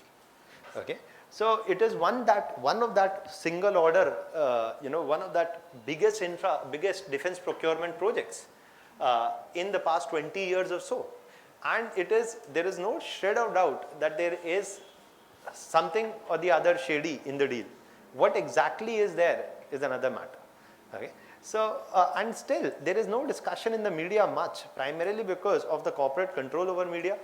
If you do not know this, the Ambani Group holds 80% of has 80% stakes in directly or indirectly in almost all media organizations, and that is why there is no reportage much on this. Okay, and it is only newspapers like Wire जिनका आगे पीछे कोई नहीं है ना, or that they are the ones who are reporting on this. Okay, and then they will have to face litigation, defamation cases, etc. Right, 500 crore, 1000 crore, 5000 crore, right, whatever. वो छोड़, मेरा काम नहीं है ये बात करना, वो बाद में कम वापस यहाँ आ जाते हैं. So Bajirao too in 1802 is the one whose Peshwaship is being opposed by the Holkars, and the Holkars started plundering Bajirao's territories in and around Pune. Now Bajirao too goes to whom for help? British. Bajirao 2 says, British, can you please help me? British said, we have already helped everybody else. You are only left. So, this is the time to help you out. So, in 1802, they say to Bajirao II, we will be rest assured, we will restore your Peshwaship. You don't need to worry about the Holkars. We will tackle them for you. And you will be restored as the Peshwa. There is no threat to your Peshwaship. Just sign the subsidiary alliance first.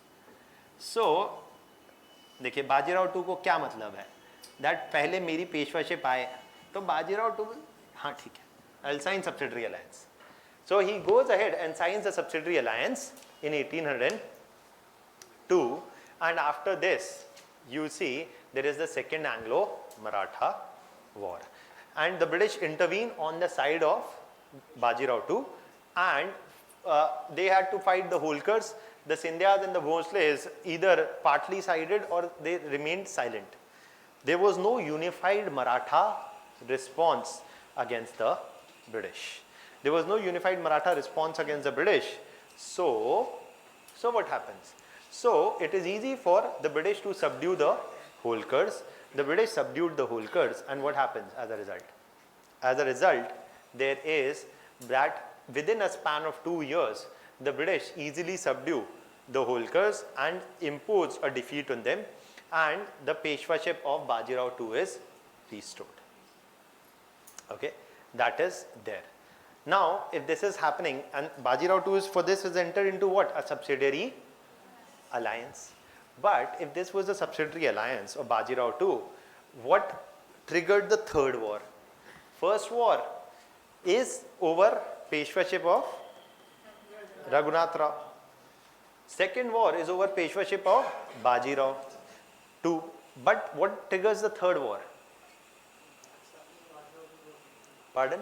Somebody else's Peshwaship?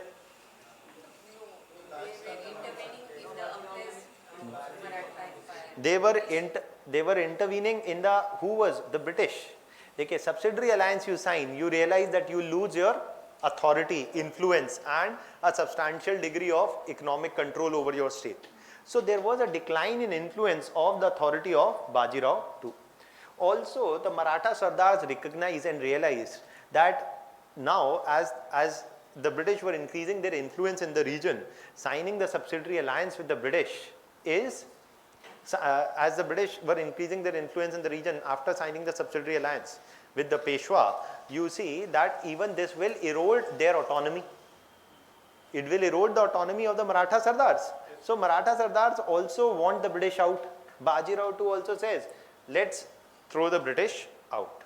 And by this time, both Bajirao II and the Maratha Sardars have come to the realization कि हाथ जोड़ लो, join hands together and try and overthrow the British. Otherwise, both the Maratha Sardar also loses out, the Maratha Sardars will lose out on their autonomy, and the Bajirao II, anyways, with the subsidiary alliance has become more or less powerless. So they must try to put a final joint effort to throw the British out of the region.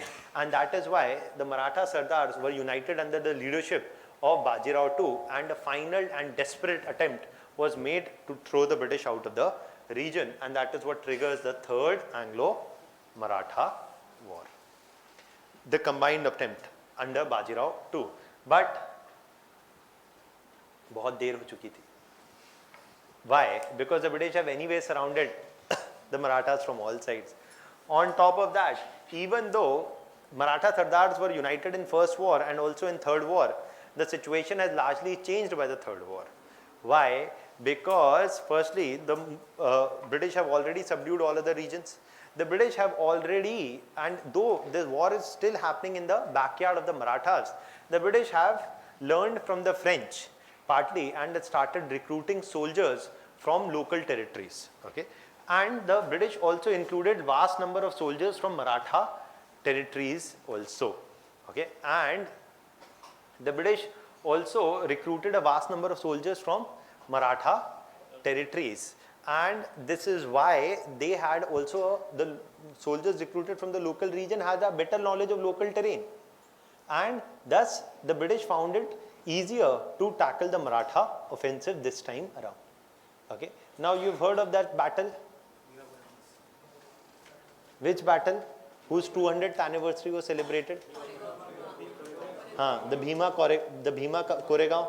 The battle of Bhima Koregaon happened at this point of time.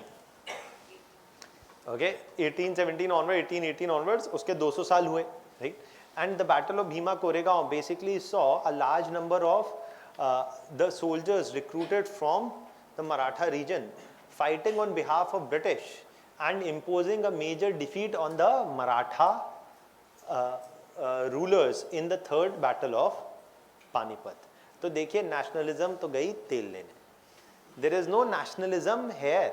The British are recruiting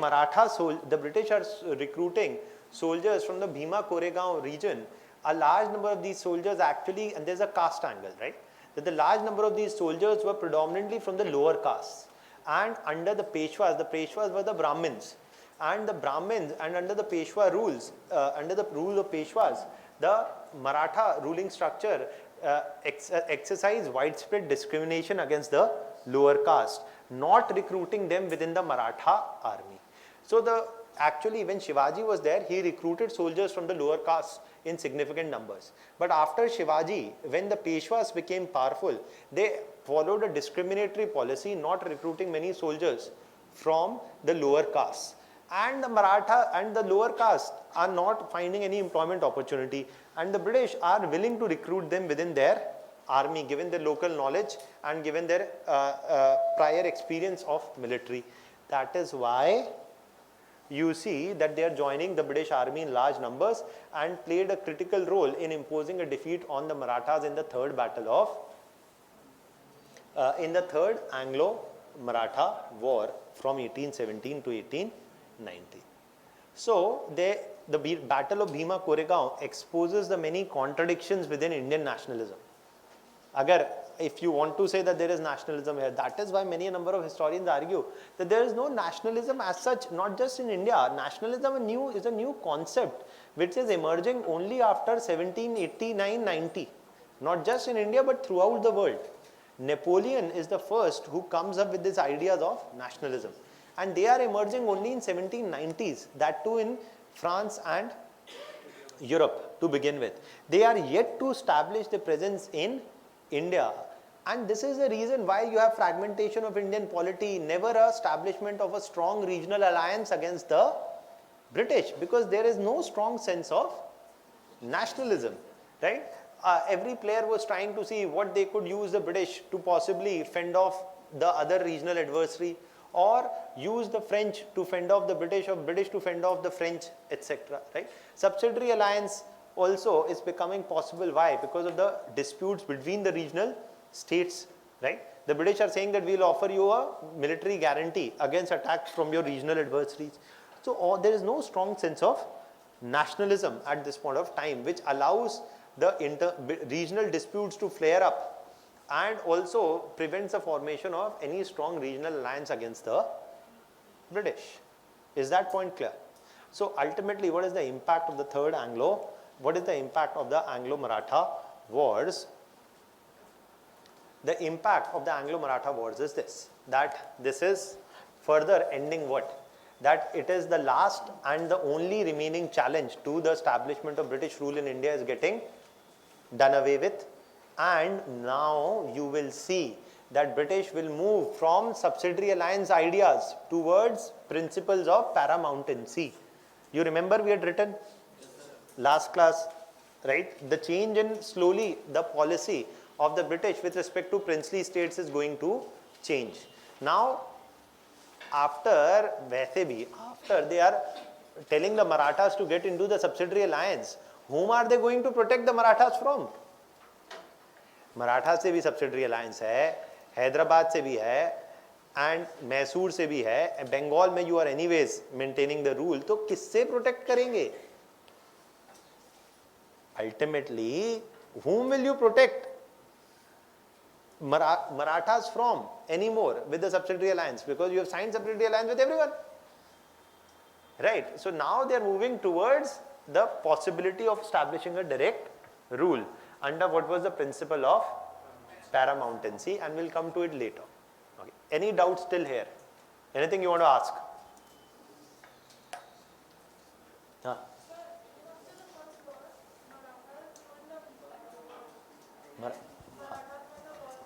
And British. Okay. So yeah, this is a very common question that comes to everybody's mind कि sir आप बोल रहे हैं that the British, that the Marathas were the ones who prevented the British or who basically imposed a major defeat on the British in the Battle of Vadgaon. Then how come in the Treaty of Salabai the British or all some of the demands of the British are also being met? Actually, what happens is in the Battle of Vadgaon they are defeated, and so that does not mean that in the whole war they are defeated. So in one major battle they are defeated. After this battle they are coming to a reconciliatory position. Okay, and if you look at the provisions of Treaty of Salabai, they are more in favor of Maratha Sardars than in favor of the British. Their core demand of keeping Raghunath Rao out of power is agreed upon, and the British agreed to that. Also, whatever territories the British had captured from 1775 to 1799 in the Maratha regions were returned to the British. So in that context, it's not heavily in favor of the British, but the British have only a few demands to keep the French out of the region, which anyways did not have a major presence.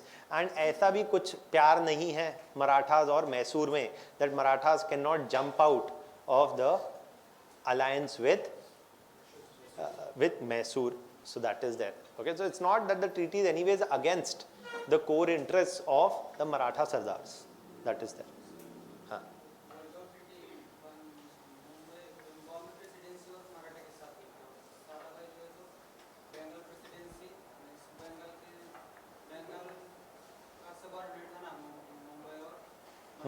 वो बाद में वो 1771 के बाद था ना, सालाबाई treaty Bengal presidency और मराठा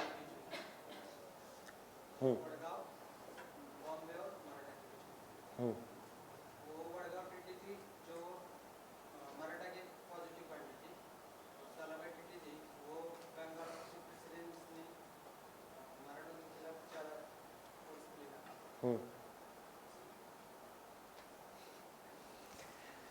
सो देखिए, मैं आपको फिर वहीं लेके आता हूँ जहाँ से मैंने क्लास चालू करी थी कि हम उतनी डिटेल में जाएंगे जितना हमारे एग्जाम के काम किए, है ना.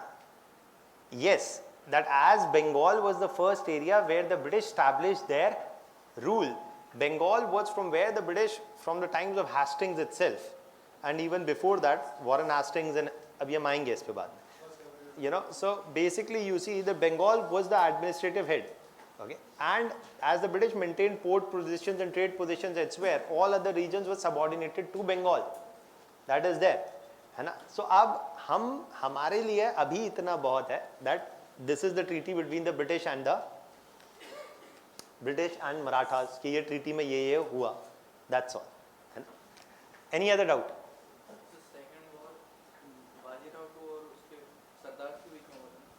The second war is happening where Bajirau's tools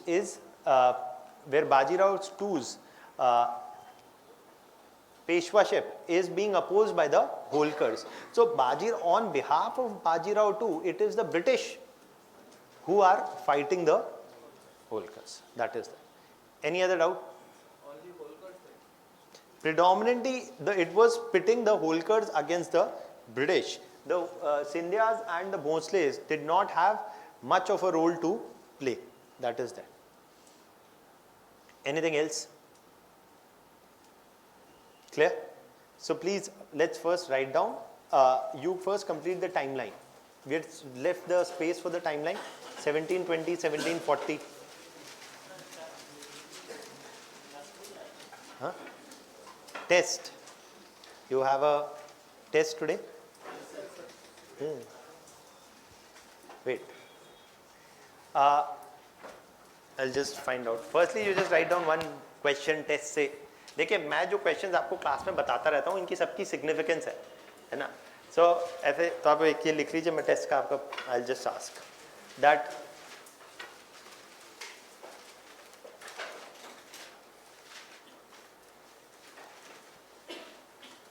the Anglo-Maratha Wars, represented the inability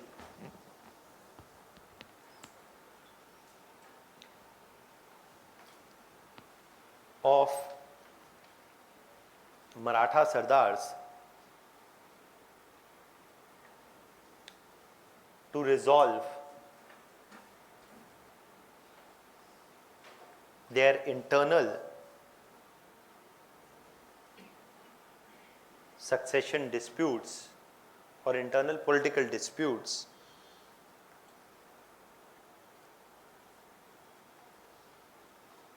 which allowed British interference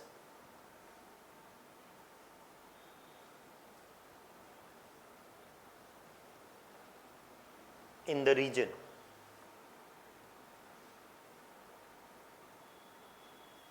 In the light of the above statement, discuss the causes of Anglo-Maratha wars.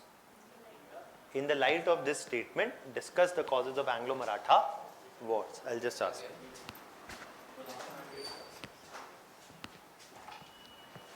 Test है क्या? इधर नहीं. आज हम पढ़ा रहे हैं, आप पढ़िए. टेस्ट अगली क्लास में. फिक्स टाइमिंग कर दीजिए. हमेशा डेट बढ़ जाता है. अभी कोई बात नहीं, अभी लिखिए, हम करते हैं.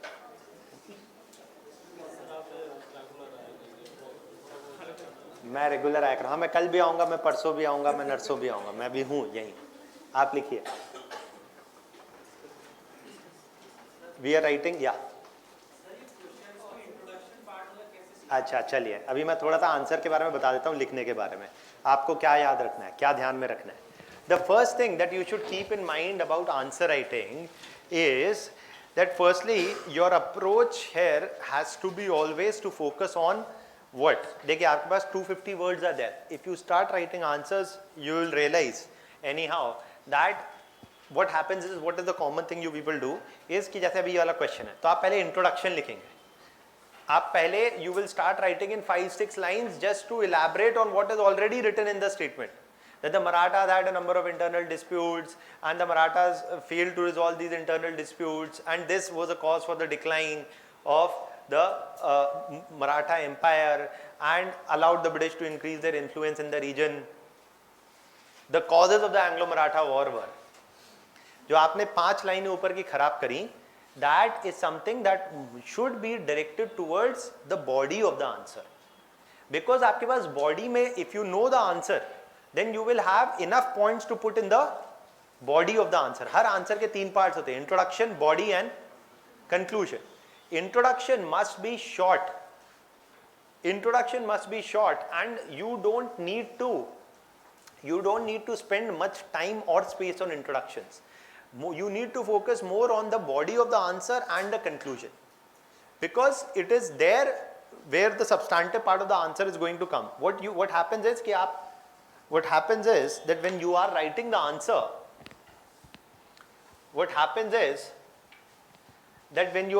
the answer, there is often the thing कि आपको लगता है कि पहले मैं अच्छा इंट्रोडक्शन लिखूं, उसके बाद एक अच्छा बॉडी लिखूं, और उसके बाद मैं एक अच्छा कंक्लूजन लिखूं, right. But what often happens is कि आप अच्छा इंट्रोडक्शन लिखते हैं अगर, और अच्छा बॉडी लिखते हैं, तो कंक्लूजन गायब हो जाता है, क्योंकि ना टाइम बचता है ना space. Okay, so do not do this mistake. Do not make your introduction of, in UPSC GS का paper, do not make your introduction of 5-6 lines. 2 lines, maximum 3 lines. Introduction इससे बड़ा नहीं हो सकता है आपका, क्योंकि आपको फोकस करना है बॉडी ऑफ द आंसर पे.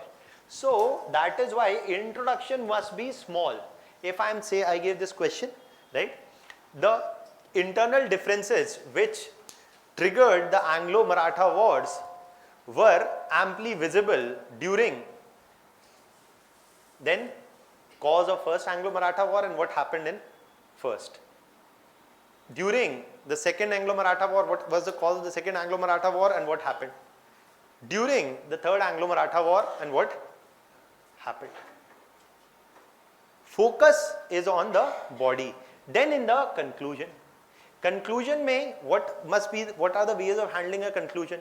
Conclusion को handle करने के दो तरीके होते हैं. जो आपने ऊपर लिखा है या तो आप उसी को summarize कर दें. That is थोड़ा हल्का conclusion. अच्छा conclusion or writing a more nuanced conclusion, there is no definite way. It represents your ability and the ability of writing a good conclusion partly depends on your knowledge and your ability and also of crafting it. Okay, तो ये थोड़ा सा strategy of writing आ जाता है वहाँ पे कि conclusion में for example ऐसे, as I just said, that the inability of resolving the internal differences, the absence of a long-term vision of reforming the Maratha Empire, and the absence of any strong sense of nationalism is all what contributed to the decline of the Marathas. And in this way, the last formidable challenge to British expansion in the region gave way. The Marathas, or या फिर आप मैं इसको एक और तरीके से लिख सकता हूँ, the Marathas failed to learn their lessons from the defeat in the third battle of Panipat, failed to reform themselves militarily or administratively. The crisis further deepened with the political disputes, and the decline which started with the third battle of Panipat ended with the third Anglo-Maratha war. तो देखिए and conclusion लिखने के आपके कितने ही तरीके हो सकते हैं, लेकिन एक चीज याद रखिए, कहीं पे भी ये नहीं होना चाहिए that you're compromising on the body. The most important thing is the body of the answer. The second most important thing is the conclusion of the answer. And the introduction is not that important. Okay, why I'm saying important? अगर आप लिख सकते हैं तो the problem that is often faced is the ability to put everything concisely and being able to do all questions. क्या होता है कि नहीं सर जगह है तो अभी तो पहले कॉपी में ही जगह आने लगी है, पहले तो है ना, जाओ लड़के जी ले अपनी जिंदगी, आज लिखना है, ऐसा लिखना है कि examiner पढ़े. Often when we, with what expectation you're writing the answer? If you're writing the answer with the expectation that you will give some amazing insight that nobody else has given, it will not happen. There is a reason for this. The questions now have become more and more concise. They demand concise answers. The ability to show knowledge and depth is limited. When it is a 60 marker answer, when there used to be 60 marker questions in UPSC, there was all the time and the space to write a big introduction, a big body and a big conclusion. अब जब 60 marker की जगह 10 marker questions हो गए हैं, तो you have to directly hit the point. You can't write in university styles. हाँ अभी माहौल सज रहा है ना, अभी आपने लिखना चालू किया है, आप पहले 5 लाइंस में तो इंट्रोडक्शन ही लिखेंगे, जब तक आप कंक्लूजन पे आएंगे खत्म हो जाएगी बात. Time and space will end. And what often happens, I've seen copies, so that is why I'm telling, they're very brilliant students who, if they're not done a decent amount of answer writing, you falter in the mains. One of the reasons, for example, क्या होता है, बड़ा practical है, आपके पास 15 or 20 questions are there, okay, and if you have roughly around say 20 questions, you have 8 minutes to write an answer. तो आपने पहले के 5 आंसर लिखे 10-10 मिनट में या 12 मिनट में, है ना.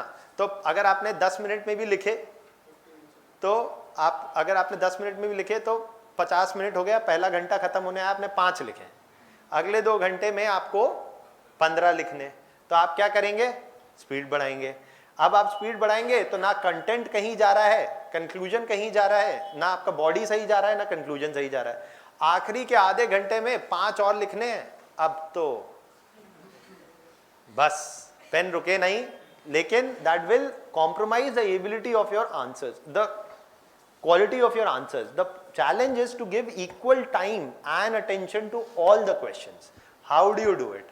अभी से आपको अगर सीखना है तो ऐसा करिए, अगर आप 5 आंसर लिख रहे हैं या 4 आंसर लिख रहे हैं, घड़ी देखिए, ऐसी वाली मत रखिएगा जिसमें नंबर आते हैं डिजिटल वाली, वैसी रखिए.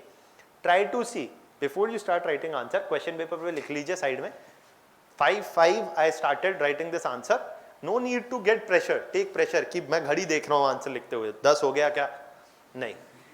You write your answer, you start on 5:05. Say you are finishing in 5:15. You just write after completing answer कि 5:15 में ये खत्म हो. तो आप ऐसा जब 4-5 बार करेंगे तो आप देख पाएंगे कि are you taking how much time.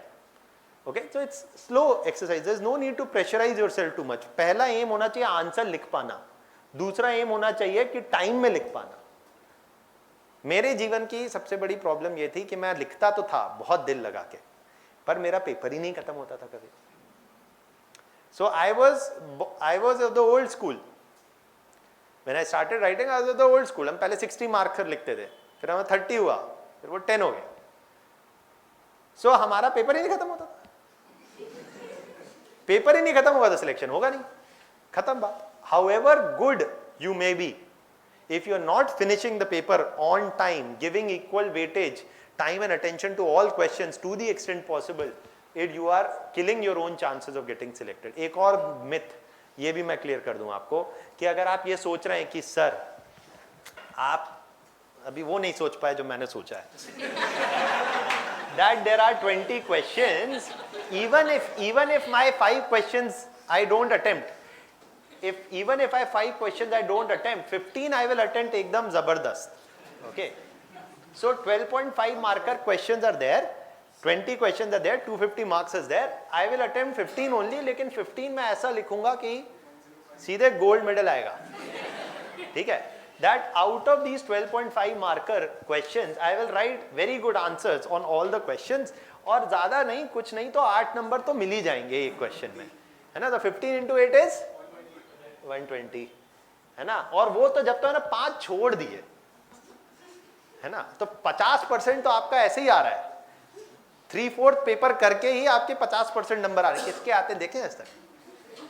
It doesn't happen. Why? Because actually I'll tell you how scoring works. Obviously nobody has a concrete idea, but one thing you have to understand that पहली बात, this is not physical sciences that anybody will get 100 marks on writing one answer however perfectly you may have written it. Okay. Secondly, what happens is that out of scoring out of 12.5, you write the average answer where you put all the points and put some conclusion, you will get 6. You will write an exceptional answer, you can get 8. But आपने ये तो वही बात हुई कि मैं 15 बॉलें ही खेलूंगा और हर पे छक्का ही मारूंगा. It never happens in the answer sheet that you will be able to write 15 exceptional answers, attempt 15 questions and all of them are exceptional. If it is possible with you, you are an exception. And yes, exceptions are there, but for the majority, it is very difficult. Rather, आप ये करने के बजाय अगर आप ये कर सकते हैं that out of 20 questions, even 18 you do well. And well I am meaning only by a 6 marker, you are in a better chance of doing this than doing 120 by 15 करके. Okay, so in that context, that is why देखिए आप ये सब करने के बाद समझ में आता है ना. जब मेरे को लगता था तो मेरे को यही लगता था, अरे क्या लिखा है मैंने. मैं I used to read my answer by writing the mains only. क्या लिखा है. And I'll tell you very practical what happened is I'm telling you, a good peer group is always a good peer group. If you have 2 or 3 people who are very serious like you, it is a very big game changer in the exam. Preparation also, you can learn from each other's mistakes, you can contribute to each other. आपने कैसे लिखा, मैंने कैसे लिखा, आपने कैसे लिखा, हम तीनों ने एक दूसरे का ऐसे पढ़ लिया. So we get points. We can also give a constructive criticism कि these all things you could have added, this way you could have written. It opens your mind also, it opens the other person's mind also. और आपने ये लिखा एक ही ऐसे लेकिन आपके 3 ऐसे तैयार हो गए. तो ये बहुत लोग करते हैं और जितना अच्छा 2 या 3 लोगों का ग्रुप है, the better are the chances. So I also had this group, okay, and we used to live together. So I used to live with 2 people and both of them are in the services right now. One is in IPS, other is in IRS. So we used to live together and we used to study together. वही cook, वही खाना, वही पढ़ाई. And so we prepared. So one got selected. Then but did not get a good rank, so he gave again. So in one of the mains examination we were writing, I was sitting at the back, my other friend was sitting in front of me and another in front of him. We had deliberately planned this to see whether something can be done. Right, so we filled the form at the same time. In the prelims it doesn't happen, it's all very randomization. So we did not get, we were in the same room in the prelims but not in front of each other. Then in the mains we filled Jaipur as a center. That we will all definitely, वहाँ पे कितने लोग आ जाएंगे हमारे बीच में. We all got through the prelims and the mains आगे पीछे, तीनों. This was my moment of reconciliation because in that exam both of them got selected and I did not. I was fairly confident that I'll also get selected. But the problem was they would always finish the paper 5 minutes before and I would keep writing. Every paper I left 3 or 4 questions, but I was still confident. I still got the call, but still the margin, आपका कोई फर्क नहीं पड़ता है कि आप interview देने का कोई उपलब्धि नहीं है जीवन में, क्योंकि अगर if you're not scoring much above the cut off, you will be cut off in the interview, है ना? And that is there. So I realized that this is a problem. I tried to work on it, but at times when we are not very serious about recognizing our flaws and correcting them, you keep making the same flaws. Then मेरे 2 और दोस्त आए, उन्होंने भी मेरे साथ पढ़ाई की, एक फॉरेस्ट में एक और पुलिस में. फिर मैंने बोला अब जीवन में बहुत हुआ कि जब खुद का ना हो तो दुख होता है. Right.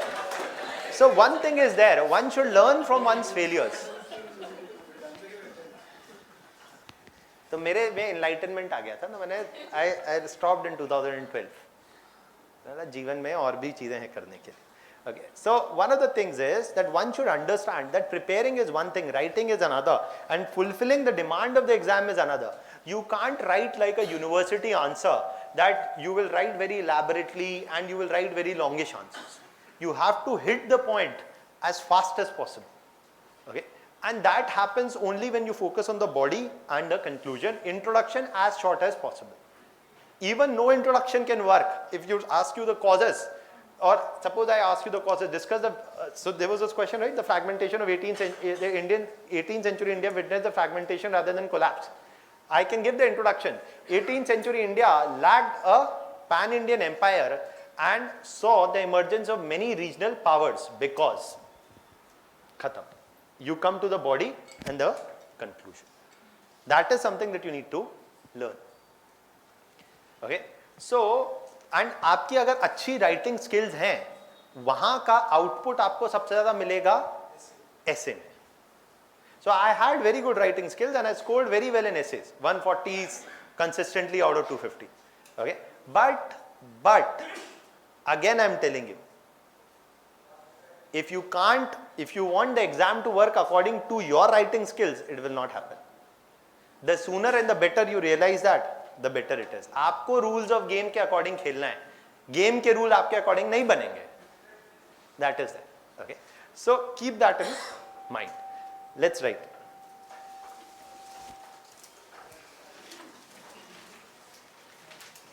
चलिए अभी लिखेंगे तो फिर देर हो जाएगा. So keep this in mind and keep this mind in writing as well. और थोड़ा सा monitor करिए आप कैसे लिख रहे हैं. Don't worry to write the perfect answer in first go. Nor don't you worry about the time also right now. Start writing और धीमे धीमे सब कुछ होगा. It is a process. You learn from your mistakes. Thank you.